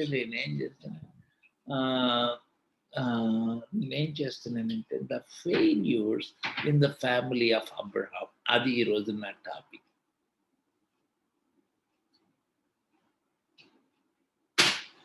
పదిహేనవ అధ్యాయములో దేవుడు అద్భుతమైనటువంటి ప్రత్యక్షతను అబ్రహాంకి ఇచ్చాడు. నేను ఇక్కడ కొన్ని ప్రిన్సిపల్స్ నేను మీతో చెప్పాలి. నేను దైవ సేవకులు అందరూ ఉండాలని నేను ఆశపడుతూ ఉన్నాను. ఈ మెసేజ్ చెప్పేటప్పుడు అందరూ ఉన్నారండి. సో శారా ఏం చేస్తుందంటే, యెహోవా చేసి ఉన్నాడు, నాకు పిల్లలు లేకుండా యెహోవా చేసి ఉన్నాడు. శారమ్మ, ఏమన్నావు నువ్వు? నీకు ఎంత ధైర్యం శారా? నువ్వు దేవుడు చేశాడంటావా? నీకు ఎన్ని గుండెలు? So she's blaming the father Abraham. She's blaming the God himself. కాబట్టి నువ్వు పంచేయి. ఆ దినాలలో ఆ ప్రాంతములో బహుభార్యత్వం అనేది వాళ్ళకు ఉంది, అది వాళ్ళకి తప్పు కాదు. సో దాసీలు అనేది వాళ్ళ ఆస్తిగా పరిగణించేవాళ్ళు, వాళ్ళ యొక్క సొమ్ము, ప్రాపర్టీ. కాబట్టి ఈ దాసిని నీ భార్యగా తీసుకో అని చెప్పింది. అంటే ఏం చేస్తుంది? దేవుని మీద ఆధారపడకుండా, దేవుని చిత్తం మీద ఆధారపడకుండా తను బైపాస్ అవుతుంది. తన భర్తను కూడా తప్పించేస్తుంది. నేను అంత గొప్పగా 15వ అధ్యాయములో నేను కొంచెం సీరియస్గా చెప్తున్నాను. దేవుని యందు విశ్వాసం ఉంచిన అబ్రహాం ఏం చేశాడంటే, యెహోవాను నమ్మెను, అది అతనికి నీతిగా ఎంచబడెను అని చెప్పినటువంటి గొప్ప అబ్రహాము ఏమయ్యాడంటే, he became weak.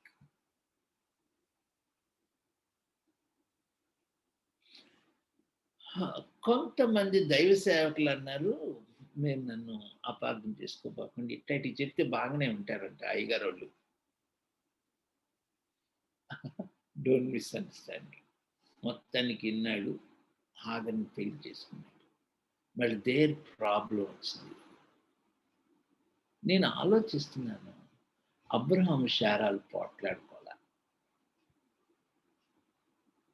నీ వల్లే ఫ్యామిలీ ఇట్లయిందని గొడవ.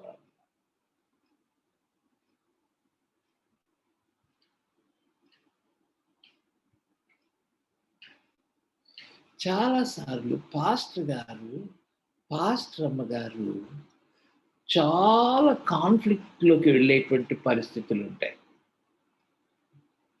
నీ మూలానే ఈ కుటుంబం ఇట్లా అయింది,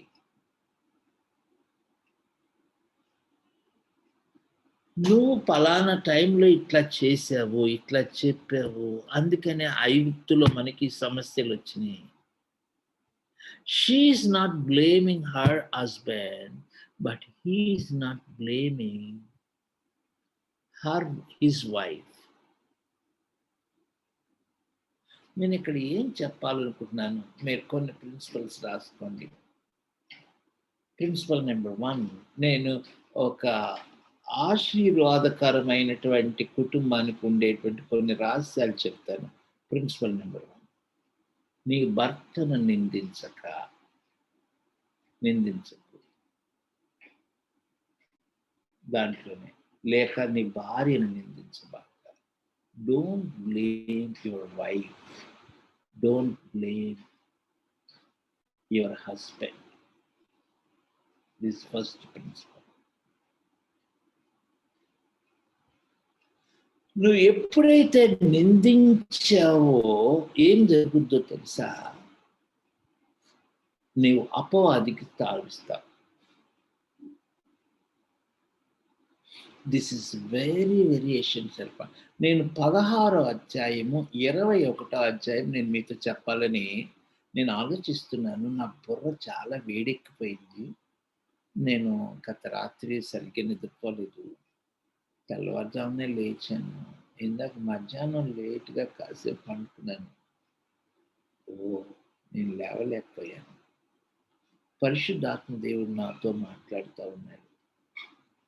కొన్ని శ్రేష్టమైన తలంపులు నేను మీతో చెప్తాను.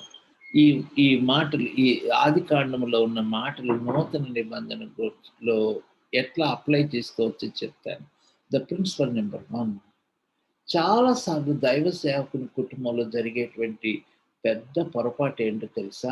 అమ్మగారు అయ్యగారిని నిందిస్తూ ఉంటారు. నువ్వు నువ్వు ఇల్లు పట్టించుకోవు, నన్ను పట్టించుకోవు, నాకేం తీసుకురావు, ఏం చెయ్యవు, గొడవ. అయ్యగారు అమ్మగారిని నిందిస్తూ ఉంటారు. ఈ నిందలకి కుటుంబం చాలా టైం వేస్ట్ అవుతుంది. నేను చూస్తున్నాను ఐదర్ చాప్టర్ 12 అధ్యాయంలో కానీ శారా అబ్రహాం నిందించినట్టు లేదు. ఎక్కడ అబ్రహాం శారా నిందించినట్లేదు. శారా, నీ వల్లే ఇట్లా అయిపోయింది నా కుటుంబం, నీ వల్లే ఇస్మాయిల్ వచ్చాడు అని చెప్ప. I think you are getting my point. నేను కొంచెం చాలా దూరం వెళ్ళిపోతున్నాను. ఏం చేస్తున్నాడు అబ్రహాం?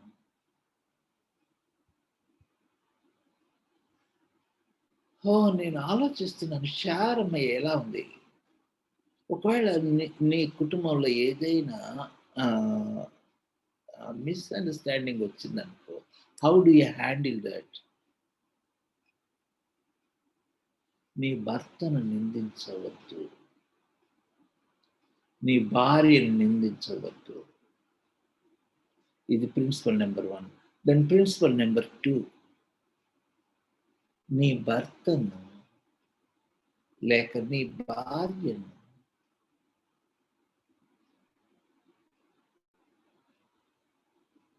తిరిగి దేవునిలో ముందుకు సాగటానికి నువ్వు ఏ విధంగా ప్రయత్నం చేయగలవో దాన్ని నువ్వు ఆలోచించాలి. సెకండ్, నీ భర్తను నువ్వు ఏ విధంగా నువ్వు పరిపూర్ణలోకి నడిపించగలవు, నీ భార్యను నువ్వు ఏ విధంగా పరిపూర్ణతలోకి నడిపించ. Think about that. Don't blame your husband, don't blame your wife.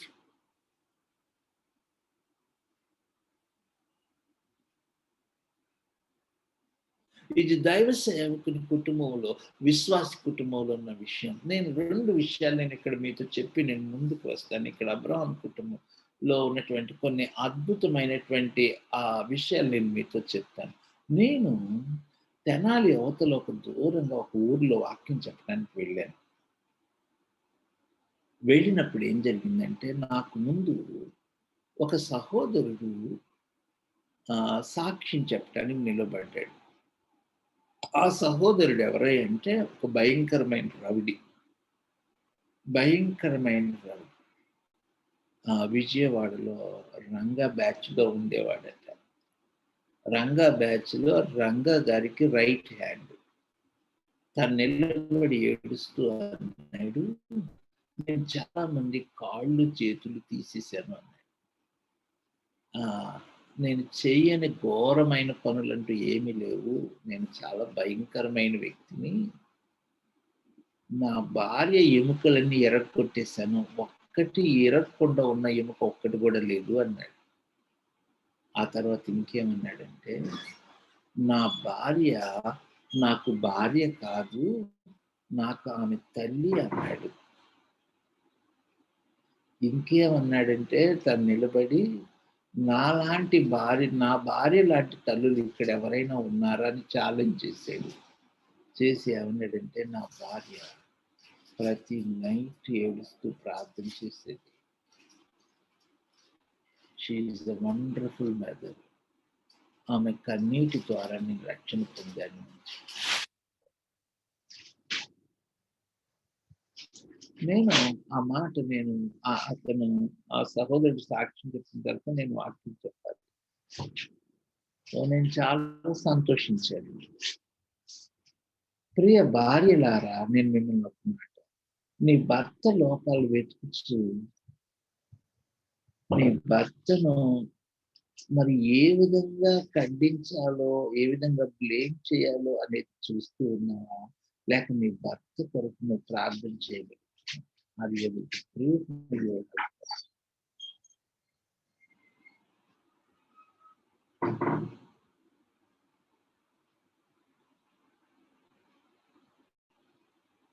I think, did you got my point?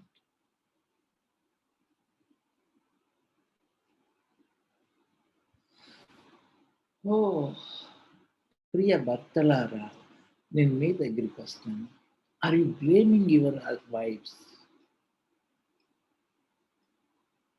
మీ భార్యల కొరకు మీరు ఎంత ప్రార్థన చేయగలుగుతూ ఉన్నారు?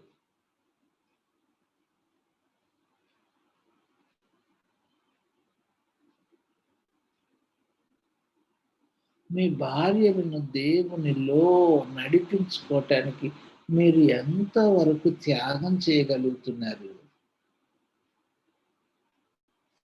నేను ఇట్లా ఆలోచిస్తున్నాను. 12వ అధ్యాయంలో షారా అబ్రహాంను బ్లేమ్ చేస్తే, 16వ అధ్యాయంలో అబ్రహాం షారాను బ్లేమ్ చేస్తూ ఉంటే ఏమై ఉండేది ఈ ఫ్యామిలీ?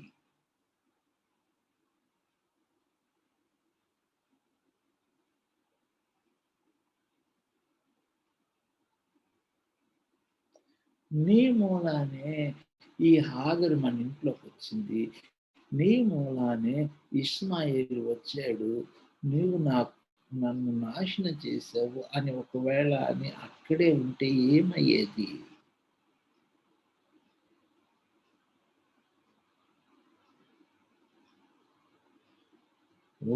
ప్రియమైన దేవుని సేవకులారా, I think, are you understanding me? నన్ను అర్థం చేసుకుంటున్నారా? నేను వేరే కోణంలో మీకు దేవుని వాక్యాన్ని చెప్తున్నాను, వేరే దృక్పథంలోనికి మిమ్మల్ని తీసుకుని వెళ్తున్నాను. మీకు అవకాశం ఉంటే అందరూ వీడియో మోడ్లోకి వస్తే బాగుంటుంది అనుకుంటాను. కొద్దిగా డిస్కషన్.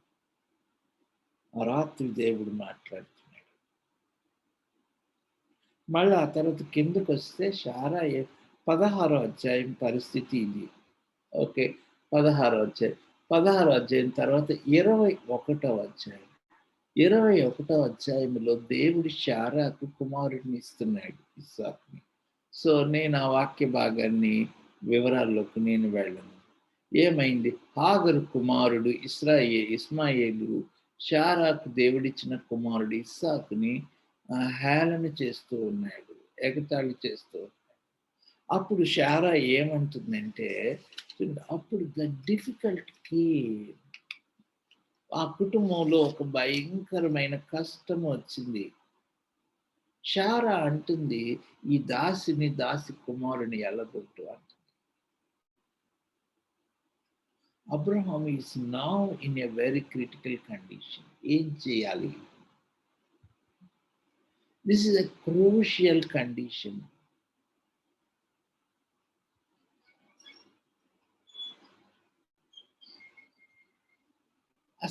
అసలు ఒక విధంగా చెప్పాలంటే నేను కొంచెము ఆర్గ్యుమెంట్ చేస్తాను. మోరల్గా ఆలోచిస్తే, మోరల్ లెవెల్లో ఆలోచన చేస్తే, నైతికంగా ఆర్గ్యూ చేస్తే, హాగరుని వివాహం చేసుకోవటం తప్పు కాదు. ఆ దినాలలో ఉన్న పద్ధతుల ప్రకారం శారాయే ఇచ్చింది హాగరుని కనుక తప్పు కాదు. వాళ్ళ పద్ధతుల ప్రకారం హాగరుని వెళ్ళగొట్టడం న్యాయం కాదు. ఇక్కడ హాగరు శారా ఏం చేస్తుందంటే హాగరుని ఎల్లగొట్టమంది. ఎల్లగొట్టకపోతే ఏమై ఉండేది?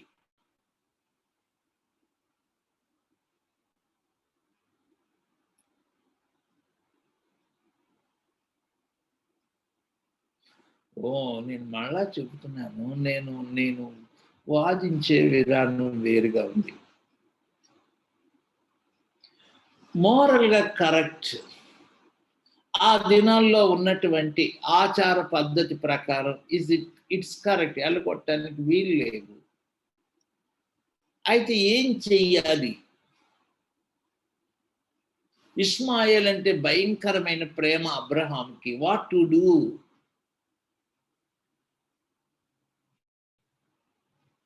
నేను ఇక్కడ మీతో చెప్తాను.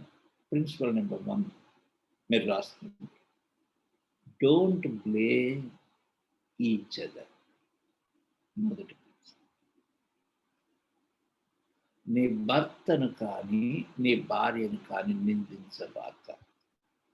దెన్ ప్రిన్సిపల్ నెంబర్ 2, మీ కుటుంబంలో సమస్య ఇచ్చినప్పుడు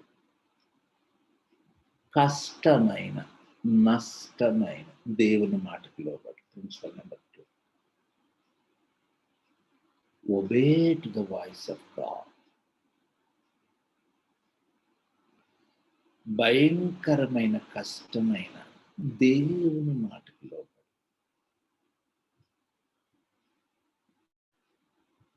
ప్రియమైన యజమానుడా, don't blame.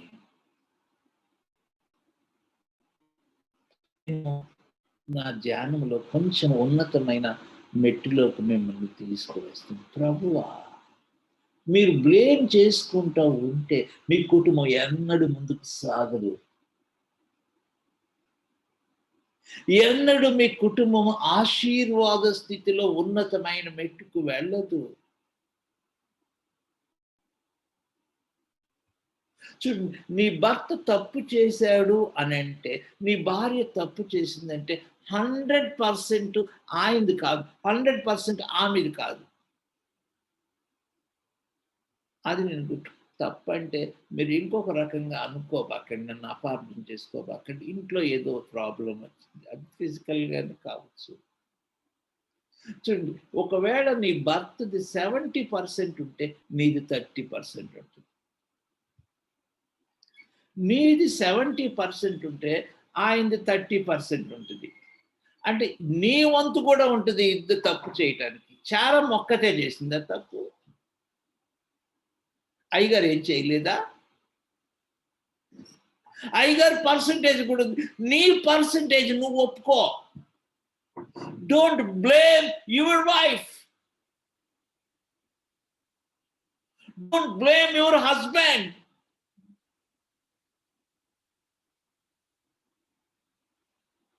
What I am telling here, దేవుని ప్రజలారా, మీ జీవితంలో దేవుని చిత్తము నెరవేరాలంటే, మీ కుటుంబం దేవుని ఆశీర్వాదానికి కేంద్రం కావాలంటే, మీ కుటుంబం ద్వారా దేవుని ఆశీర్వాదం అనేకులకు వ్యాప్తి చెందాలంటే, the principal number 1, don't blame each other. That's first point. Don't blame each other. Don't waste your time on blaming each other. ఇద్దరు ఒకరినొకరు నిందించుకుంటూ మీ సమయం వేస్ట్ చేయదు.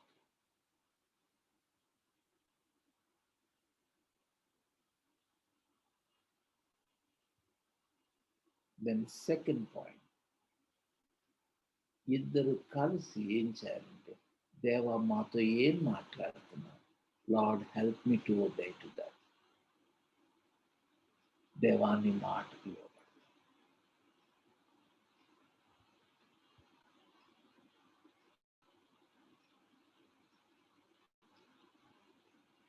అది దర్శనం. 21వ అధ్యాయంలో ఏం జరిగింది? ఆ రాత్రి నేను అబ్రహాముని గురించి చాలా ఆలోచిస్తున్నాను. శారాని గురించి ఆలోచిస్తున్నాను. శారమ్మ అబ్రహాంని బ్లేమ్ చేస్తూ ఉంటే ఏమయ్యేది? అబ్రహాం శారాన్ని బ్లేమ్ చేస్తూ ఉంటే ఏమయ్యేది? ఆ రాత్రి దేవుడు అబ్రహాంతో మాట్లాడుతున్నాడు. అబ్రహాం, ఈ విషయంలో శారా మాటలు దేవా ఏం చేయమంటావు? దాసి కుమారుడిని వెళ్ళబెట్టు. అబ్రహాములో ఉన్న గొప్ప ఆత్మీయ మెట్టు ఏంటంటే, ఉన్నతమైన మెట్టు. దేవుడు మాట్లాడిన తర్వాత సూర్యోదయం కాకముందే లేచాడు. తన నడుము కట్టుకున్నాడు, ఆగడిని లేపాడు, ఇస్మాయిల్ని లేకమన్నాడు, వాటర్ బాటిల్ తీసుకోమన్నాడు, మరి ఆహారాన్ని కూడా కట్టుకోమన్నాడు, వెళ్దాం పద అన్నాడు. ఆగర్ అడిగింది అబ్రహాం గారిని, ఎక్కడికండి? ఏమో తెలియదు. బాబుని తీసుకోమన్నాడు. ఎక్కడికండి? ఎక్కడికి డాడీ? ఏమో చాలా దూరం తీసుకెళ్ళి వెళ్ళిపో అన్నాడు. ఎక్కడికి వెళ్ళిపోమంటారండి? ఏమైపోవా, పిల్లోడు చచ్చిపోతాడండి, నాకు తెలియదు. నేను 21వ అధ్యాయాన్ని నేను ఏమన్నానంటే, సిలువ అని చెప్పాను, ద క్రాస్. అబ్రహాం హృదయం కఠినం అయిపోయింది. నేను మీతో చెప్పినాను, ఆ రోజు నుంచి ఎన్నడూ ఇస్మాయిల్ని తిరిగి చూసినవాడు.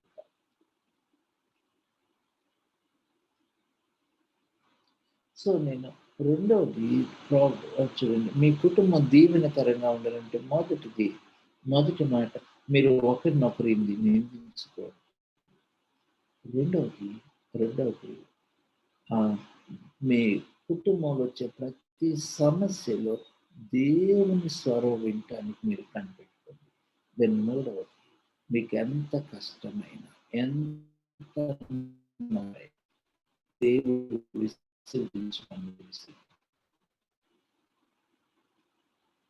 దేవుడు వదిలిపెట్టమని.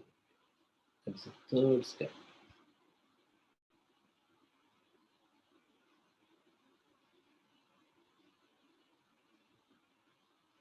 అబ్రహాం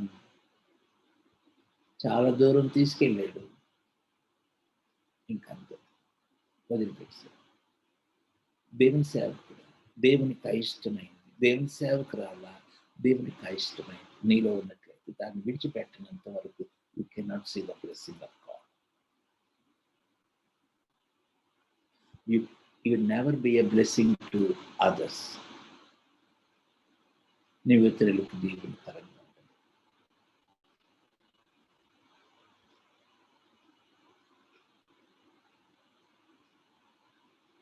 నీలో ఉన్న శరీర తలంపులు ప్రియమైన తల్లి, ప్రియమైన తండ్రి, అవి పూర్తిగా సిలువ వేయబడాలి. Until that you cannot be a blessing.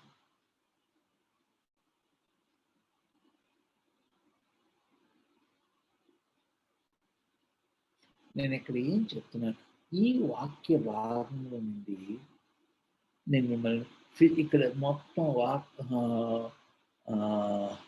దైవ గ్రంథంలో ఉన్న అనేక ఎగ్జాంపుల్స్ మీరు తీసుకోవచ్చు. ఈ రోజున ఏం జరుగుతుందంటే మంచి విశ్వాసుల కుటుంబం, మంచి సేవకుల కుటుంబం ఎక్కడ ఆగిపోతున్నారు తెలుసా? Blaming each other, blaming each other, blaming each other. ఒకరినొకరు నిందించుకుంటారు. అస్సలు ఇంట్లో ఉండలేండి,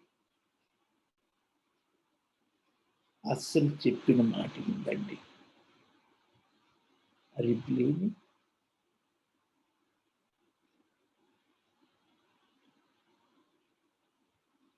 మీరు బ్లేమ్ చేసుకుంటా ఉంటే మీరు ఎన్నడూ దేవుని చిత్తమును నెరవేర్చలేదు. That's what I want to tell. నేను ఇక్కడ ఆగి సిప్పోరా మోషే కుటుంబాన్ని గురించి చెప్పాలనుకుంటున్నాను. మోషే ఎన్నడూ ఇంట్లో ఉండేవాడు కాదు. మోషే బయటికి వెళ్ళి వస్తానంటే 40 రోజులు అయిపోయాడు. ఒకవేళ సిప్పోరా మోషేని బ్లేమ్ చేస్తే ఏం జరుగుతుండేది?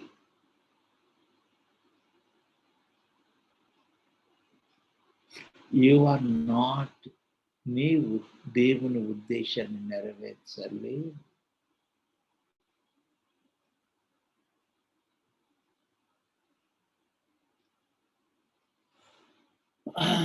నేను ఇక్కడ ఏం చెప్పాలనుకుంటున్నాను, వారి యొక్క వీక్నెస్లో, వారి యొక్క బలహీనతలలో ఏం చేస్తున్నారంటే దేవుని ఉద్దేశాన్ని చూస్తున్నారు, దేవుని చిత్తాన్ని చూస్తున్నారు, పునాదులు గల ఆ పట్టణాన్ని చూస్తున్నారు. అమ్మ శారమ్మ, ఐఎమ్ సారీ శారమ్మ, నేను బలహీనయ్యాను.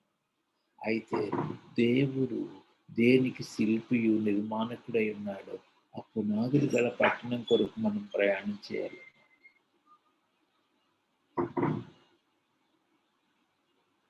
శారా, నేను బలహీనయ్యానమ్మా, ఐఎమ్ సారీ. శారా అబ్రహాం గారు, నేను కూడా బలహీనరాలయ్యాను, నన్ను క్షమించయ్యా. నేను ఇట్లా ఆలోచిస్తున్నాను, శారా ఎట్లా బలం పొందింది? ఒక్కసారి చూడండి 11వ వచనం, హెబ్రీ 11:11 తీయండి. హెబ్రీ 11:11. విశ్వాసమును బట్టి శారాయు వాగ్దానము చేసిన వాడు నమ్మదగిన వాడని ఎంచుకొనెను గనుక వయస్సు ఇచ్చినదైనను గర్భము ధరించుటకు శక్తి పొంది. నేను శారమ్మ దగ్గర నిలబెట్టేస్తాను, శారమ్మతో పోట్లాడుతాను కాసేపు. నేను ఎట్లా పోట్లాడుతాను చూడండి. శారమ్మ, నువ్వు ఎట్ట శక్తి పొందావు చెప్పు నాకు. అప్పుడు నాన్న బ్రెయిన్ తినేసావు కదా, దేవుడు నాకు ఇయ్యలేదన్నావు కదా,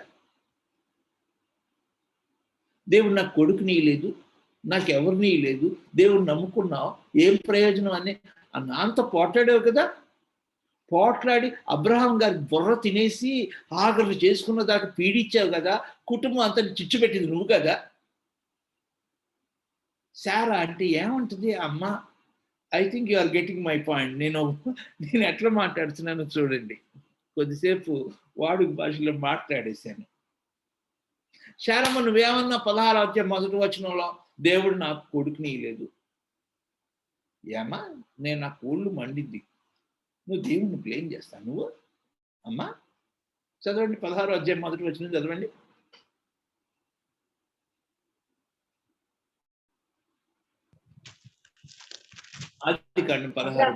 అబ్రాము భార్య అయిన శారాయి అతనికి పిల్లలు కనలేదు. ఆమెకు హాగరు అను ఐగుప్తీయురాలైన దాసి ఉండెను. కాగా శారాయి, ఇదిగో నేను పిల్లలు కనకుండా యెహోవా చేసి ఉన్నాడు. శారమ్మతో మాట్లాడదాం, పోట్లాడదాం అనుకుంటు, మాట్లాడటం కాదు. ఏమా, యెహోవా చేసుకున్నాడా? ఏమంటావు? నీకు ఎంత గిన్నె గుండెలు దేవుడు చేశాడని నువ్వు అంటావా? దేవుడి మీద నిందేస్తావా? నువ్వు నెంబర్ 1 బలహీనురాలు అయిపోయి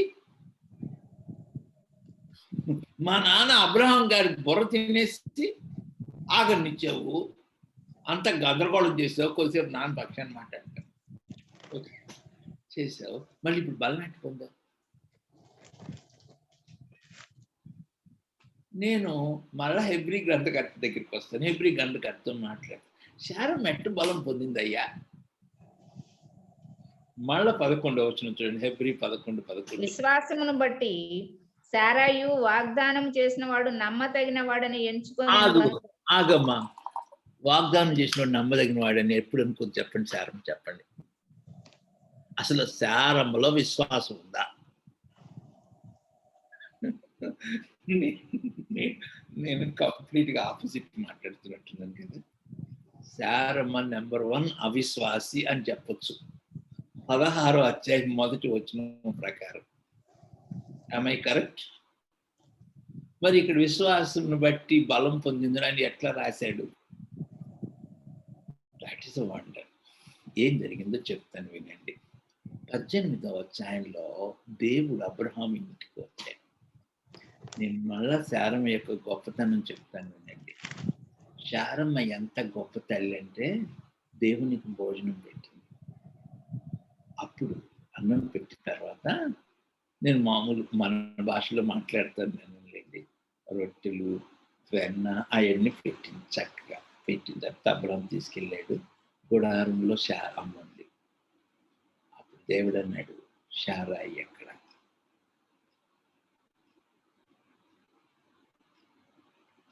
అబ్రహాం నిలబడి ఏడుస్తూ భయపడుతున్నాడు. గుడారంలో ఉంది. దేవుడు అన్నాడు, నేను మీదటికి మళ్ళా ఏడొస్తాను శారమ్మకి. శారమ్మ ఒడిలో ఒక బిడ్డ ఉంటాడు అని చెప్పాడు. అనగానే శార లోపల నవ్వుతుంది. ప్రభు అన్నాడు, శార నవ్వనేల. ఆ ఒక్క మాట శార గుండెలు గుచ్చుకుపోయి శార భయపడిపోయి నేను నవ్వలేదు. శాను నవ్వితివి, శారా జాగ్రత్తను నవ్వారు. ఇంకా యెహోవాకు అసాధ్యమైంది ఏదైనా కలదా? ఆ మాట శార గుండెల్లో చూస్తుంది. ఆ క్షణం నుంచి దేవా నన్ను క్షమించు, నేను నవ్వానయ్యా, నీకు అసాధ్యం అని చెప్పి అనుకున్నానయ్యా అని చెప్పి ఏడవటం మొదలుపెట్టింది. అంతే, ఆమెలో ఒక అన్యూజువల్ విశ్వాసం బయలుపెట్టింది. మీరందరూ నాకెళ్ళి చూడండి. 90 సంవత్సరాలు శారా ఏమైపోయిందో తెలుసా? 18వ అధ్యాయం తర్వాత 19 సంవత్సరాలు యమన బిడ్డ అయిపోయింది.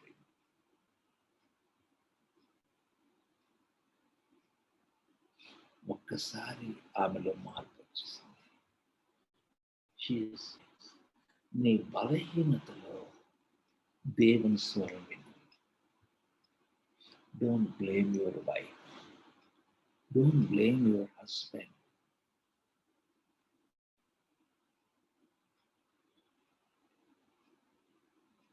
ఆమె వయసు గడించినప్పటికీ బలము పొందింది. ఇంకంతే, 18వ అధ్యాయం తర్వాత వాళ్ళ ఫ్యామిలీ ఏం మారిపోయింది.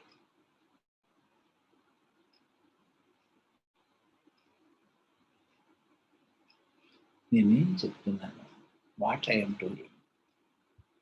నేను కొన్ని కుటుంబాల గురించి నేను ఎదుగుతున్నాను. సేవకుల కుటుంబం, భర్తలు భార్యలు మీద నింద, భార్యలు భర్తల మీద నింద, కుటుంబం అంతా నిందించుకోవటంతోనే టైం అంతా వేస్ట్ అయిపోతుంది. వాళ్ళ ఫ్యామిలీలో ప్రార్థన పోయింది, వాక్య ధ్యానం పూర్తిగా పోతుంది. నిందించుకోవటం ద్వారానే రక్షణ పొందిన కుటుంబాలు, చక్కగా పరిచర్య చేసే కుటుంబాలు, what happened? Are you blaming?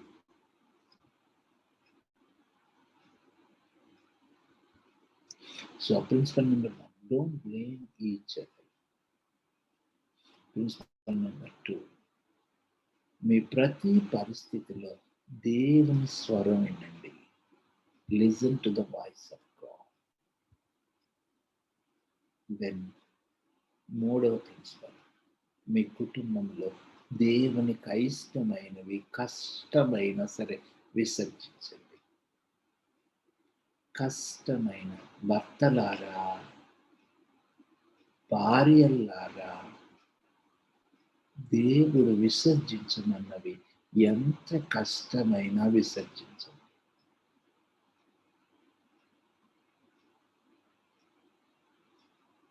That's principle number 3.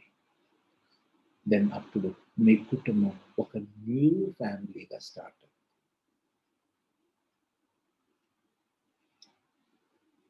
ఇక్కడ నేను బేతేలు అనుభవం తీసుకొచ్చాను క్లోజ్. 35వ అధ్యాయం, నేను టైం చూడట్లేదు. 35వ అధ్యాయంలో దేవుడు అన్నాడు, యాకోబు నువ్వు లేచి బేతేలుకు వెళ్ళు. నువ్వు లేచి బేతేలుకు వెళ్ళు. అక్కడ బలిపీఠం కట్టించు. యాకోబు కుటుంబంలో చాలా ఫెయిల్యూర్స్ ఉన్నాయి. యాకోబు భార్యలు చాలా ఫెయిల్యూర్స్ ఉన్నాయి. వాళ్ళ మధ్యలో అన్య విగ్రహాలు ఉన్నాయి. వాళ్ళిద్దరూ బ్లేమ్ చేసుకున్నా ఉంటే ఫినిష్, ఆ కుటుంబం బాగుపడదు. ఒకసారి 35వ అధ్యాయం మొదటి నుండి కొన్ని వచనాలు చూడండి.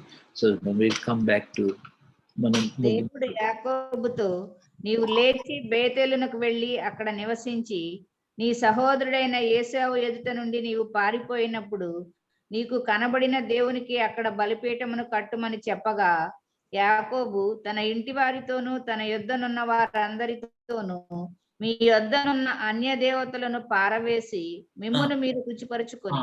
థ్యాంక్ యూ అమ్మా. దేవుడు ఏమన్నాడు తెలుసు, బేతేలుకు వెళ్ళి బలిపీఠం కట్టమన్నాడు. అన్య దేవతలు తీయమని చెప్పాల. అయితే దేవుని స్వరం విన్నాడో, వాట్ జాకబ్ ఇస్ డూయింగ్. యాకోబు కుటుంబము అద్భుతంగా కట్టబడింది ఇక్కడే. అద్భుతంగా కట్టబడింది ఇక్కడే.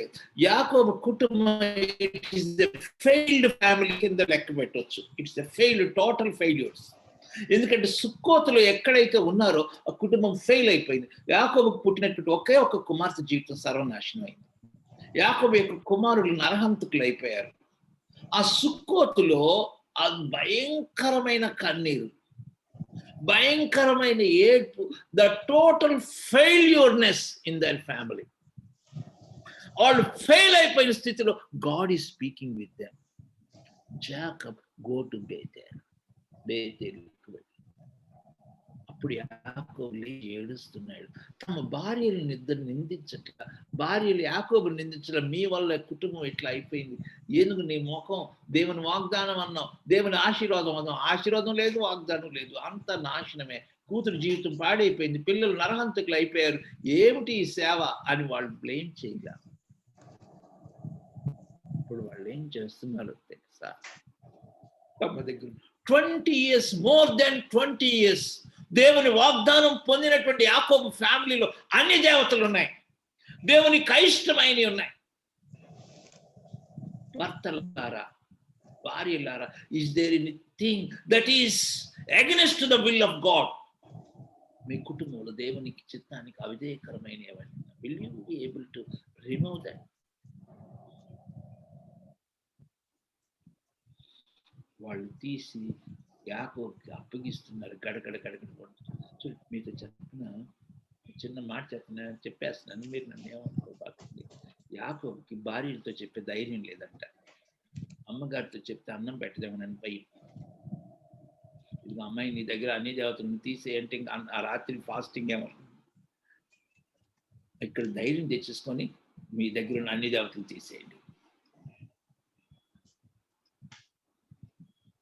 Oh, now they are removed. So principle number 1, don't blame your wives. Don't blame your husbands. మీ కుటుంబాల్లో చాలా ప్రాబ్లమ్స్ వస్తాయి. మీరిద్దరు ఒకరినొకరు నిందించుకుంటూ సంవత్సరాలు గడిపి బాకండి. ప్రిన్సిపల్ నెంబర్ 2, దేవుని స్వరమే. దేవుని స్వరం. Listen to the voice. ప్రభువా, నాతో మాట్లాడు. నేను ఎక్కడ ఫెయిల్ అయ్యానో నాకు చూపించు. ఎక్కడ అవిధేయుడయ్యానో చూపించు. ఎక్కడ అవిధేయురాలైనా చూపించు. నేను ఏమి చేయాలో చూపించు. Ask the Lord to speak to you. Iraqi. God will speak to you. 21వ అధ్యాయములో ఆ ఆదికాండ 21వ అధ్యాయంలో అక్కడ వాళ్ళ ఫ్యామిలీ ఒక క్రొత్తదిగా కట్టబడుతుంది. ఒక న్యూ ఫ్యామిలీ అయింది, శారమ్మ అబ్రహాం ఫ్యామిలీ. ఏది దేవుడు విసర్జించమంటున్నాడో దాన్ని విసర్జించు.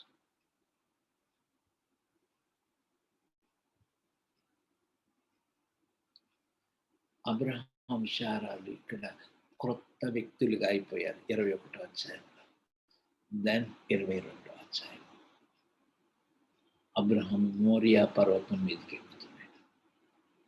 వారు దేవునికి సమర్పించుకుంటున్నారు.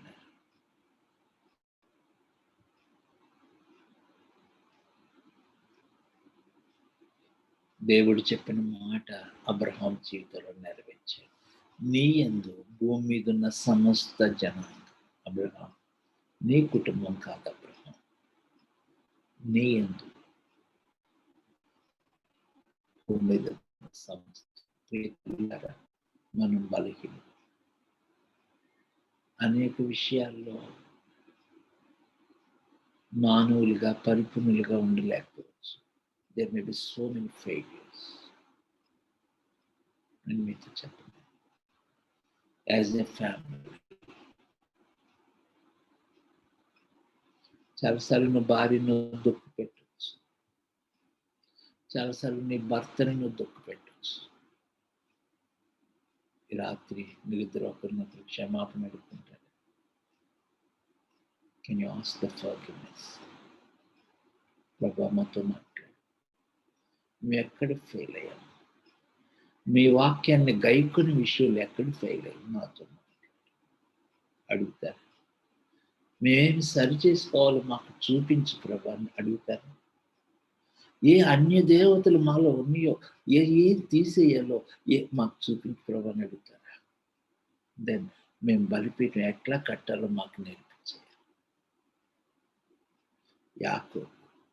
యాకోబు పిల్లలు భార్యలు బేతేల్లో నూతనంగా బలిపీఠం కడుతున్నారు.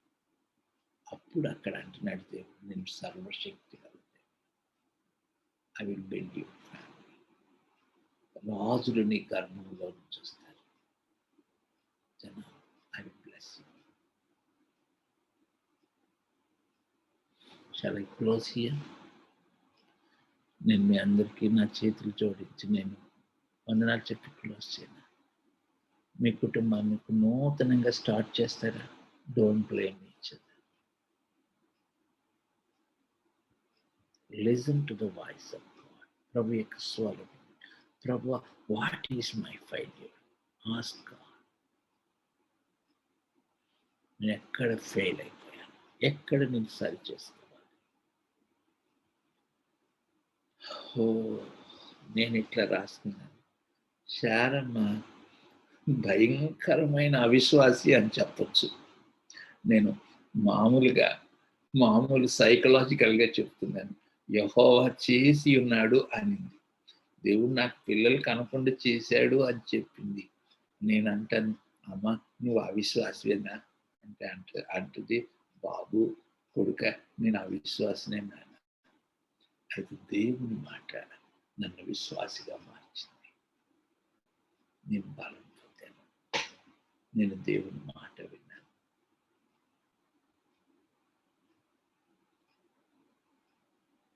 మనలో అవిధేయతలు ఉండొచ్చు. Don't blame each other. ఎప్పుడు కూడా సరి చేసుకోవటానికి ఇష్టపడు. Always you must be willing to correct yourself. Always you must be willing to listen to the voice of God. ఎల్లప్పుడు దేవుని స్వరం వినటానికి ఇష్టపడు. కమా బలిపీఠం దగ్గరికి రా. అక్కడ start your family in a very new way. ఒక క్రొత్తగా స్టార్ట్ చేయి. God bless you. నేను చెప్పిన మీ కుటుంబం ద్వారా మీరు దీవించబట్ట సింపుల్ థింగ్ అండి, చిన్న విషయం. మీ కుటుంబం ద్వారా అనేక వందల వేల మంది దీవించబడాలి. ఆ విధంగా ప్రభు సహాయం చేయను గాక.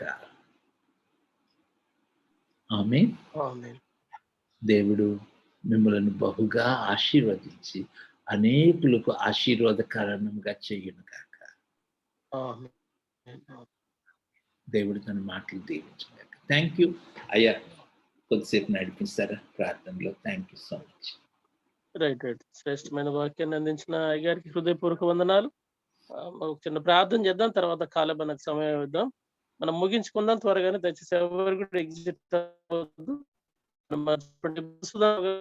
వాక్య కొరకు ఏకీభవిద్దాం.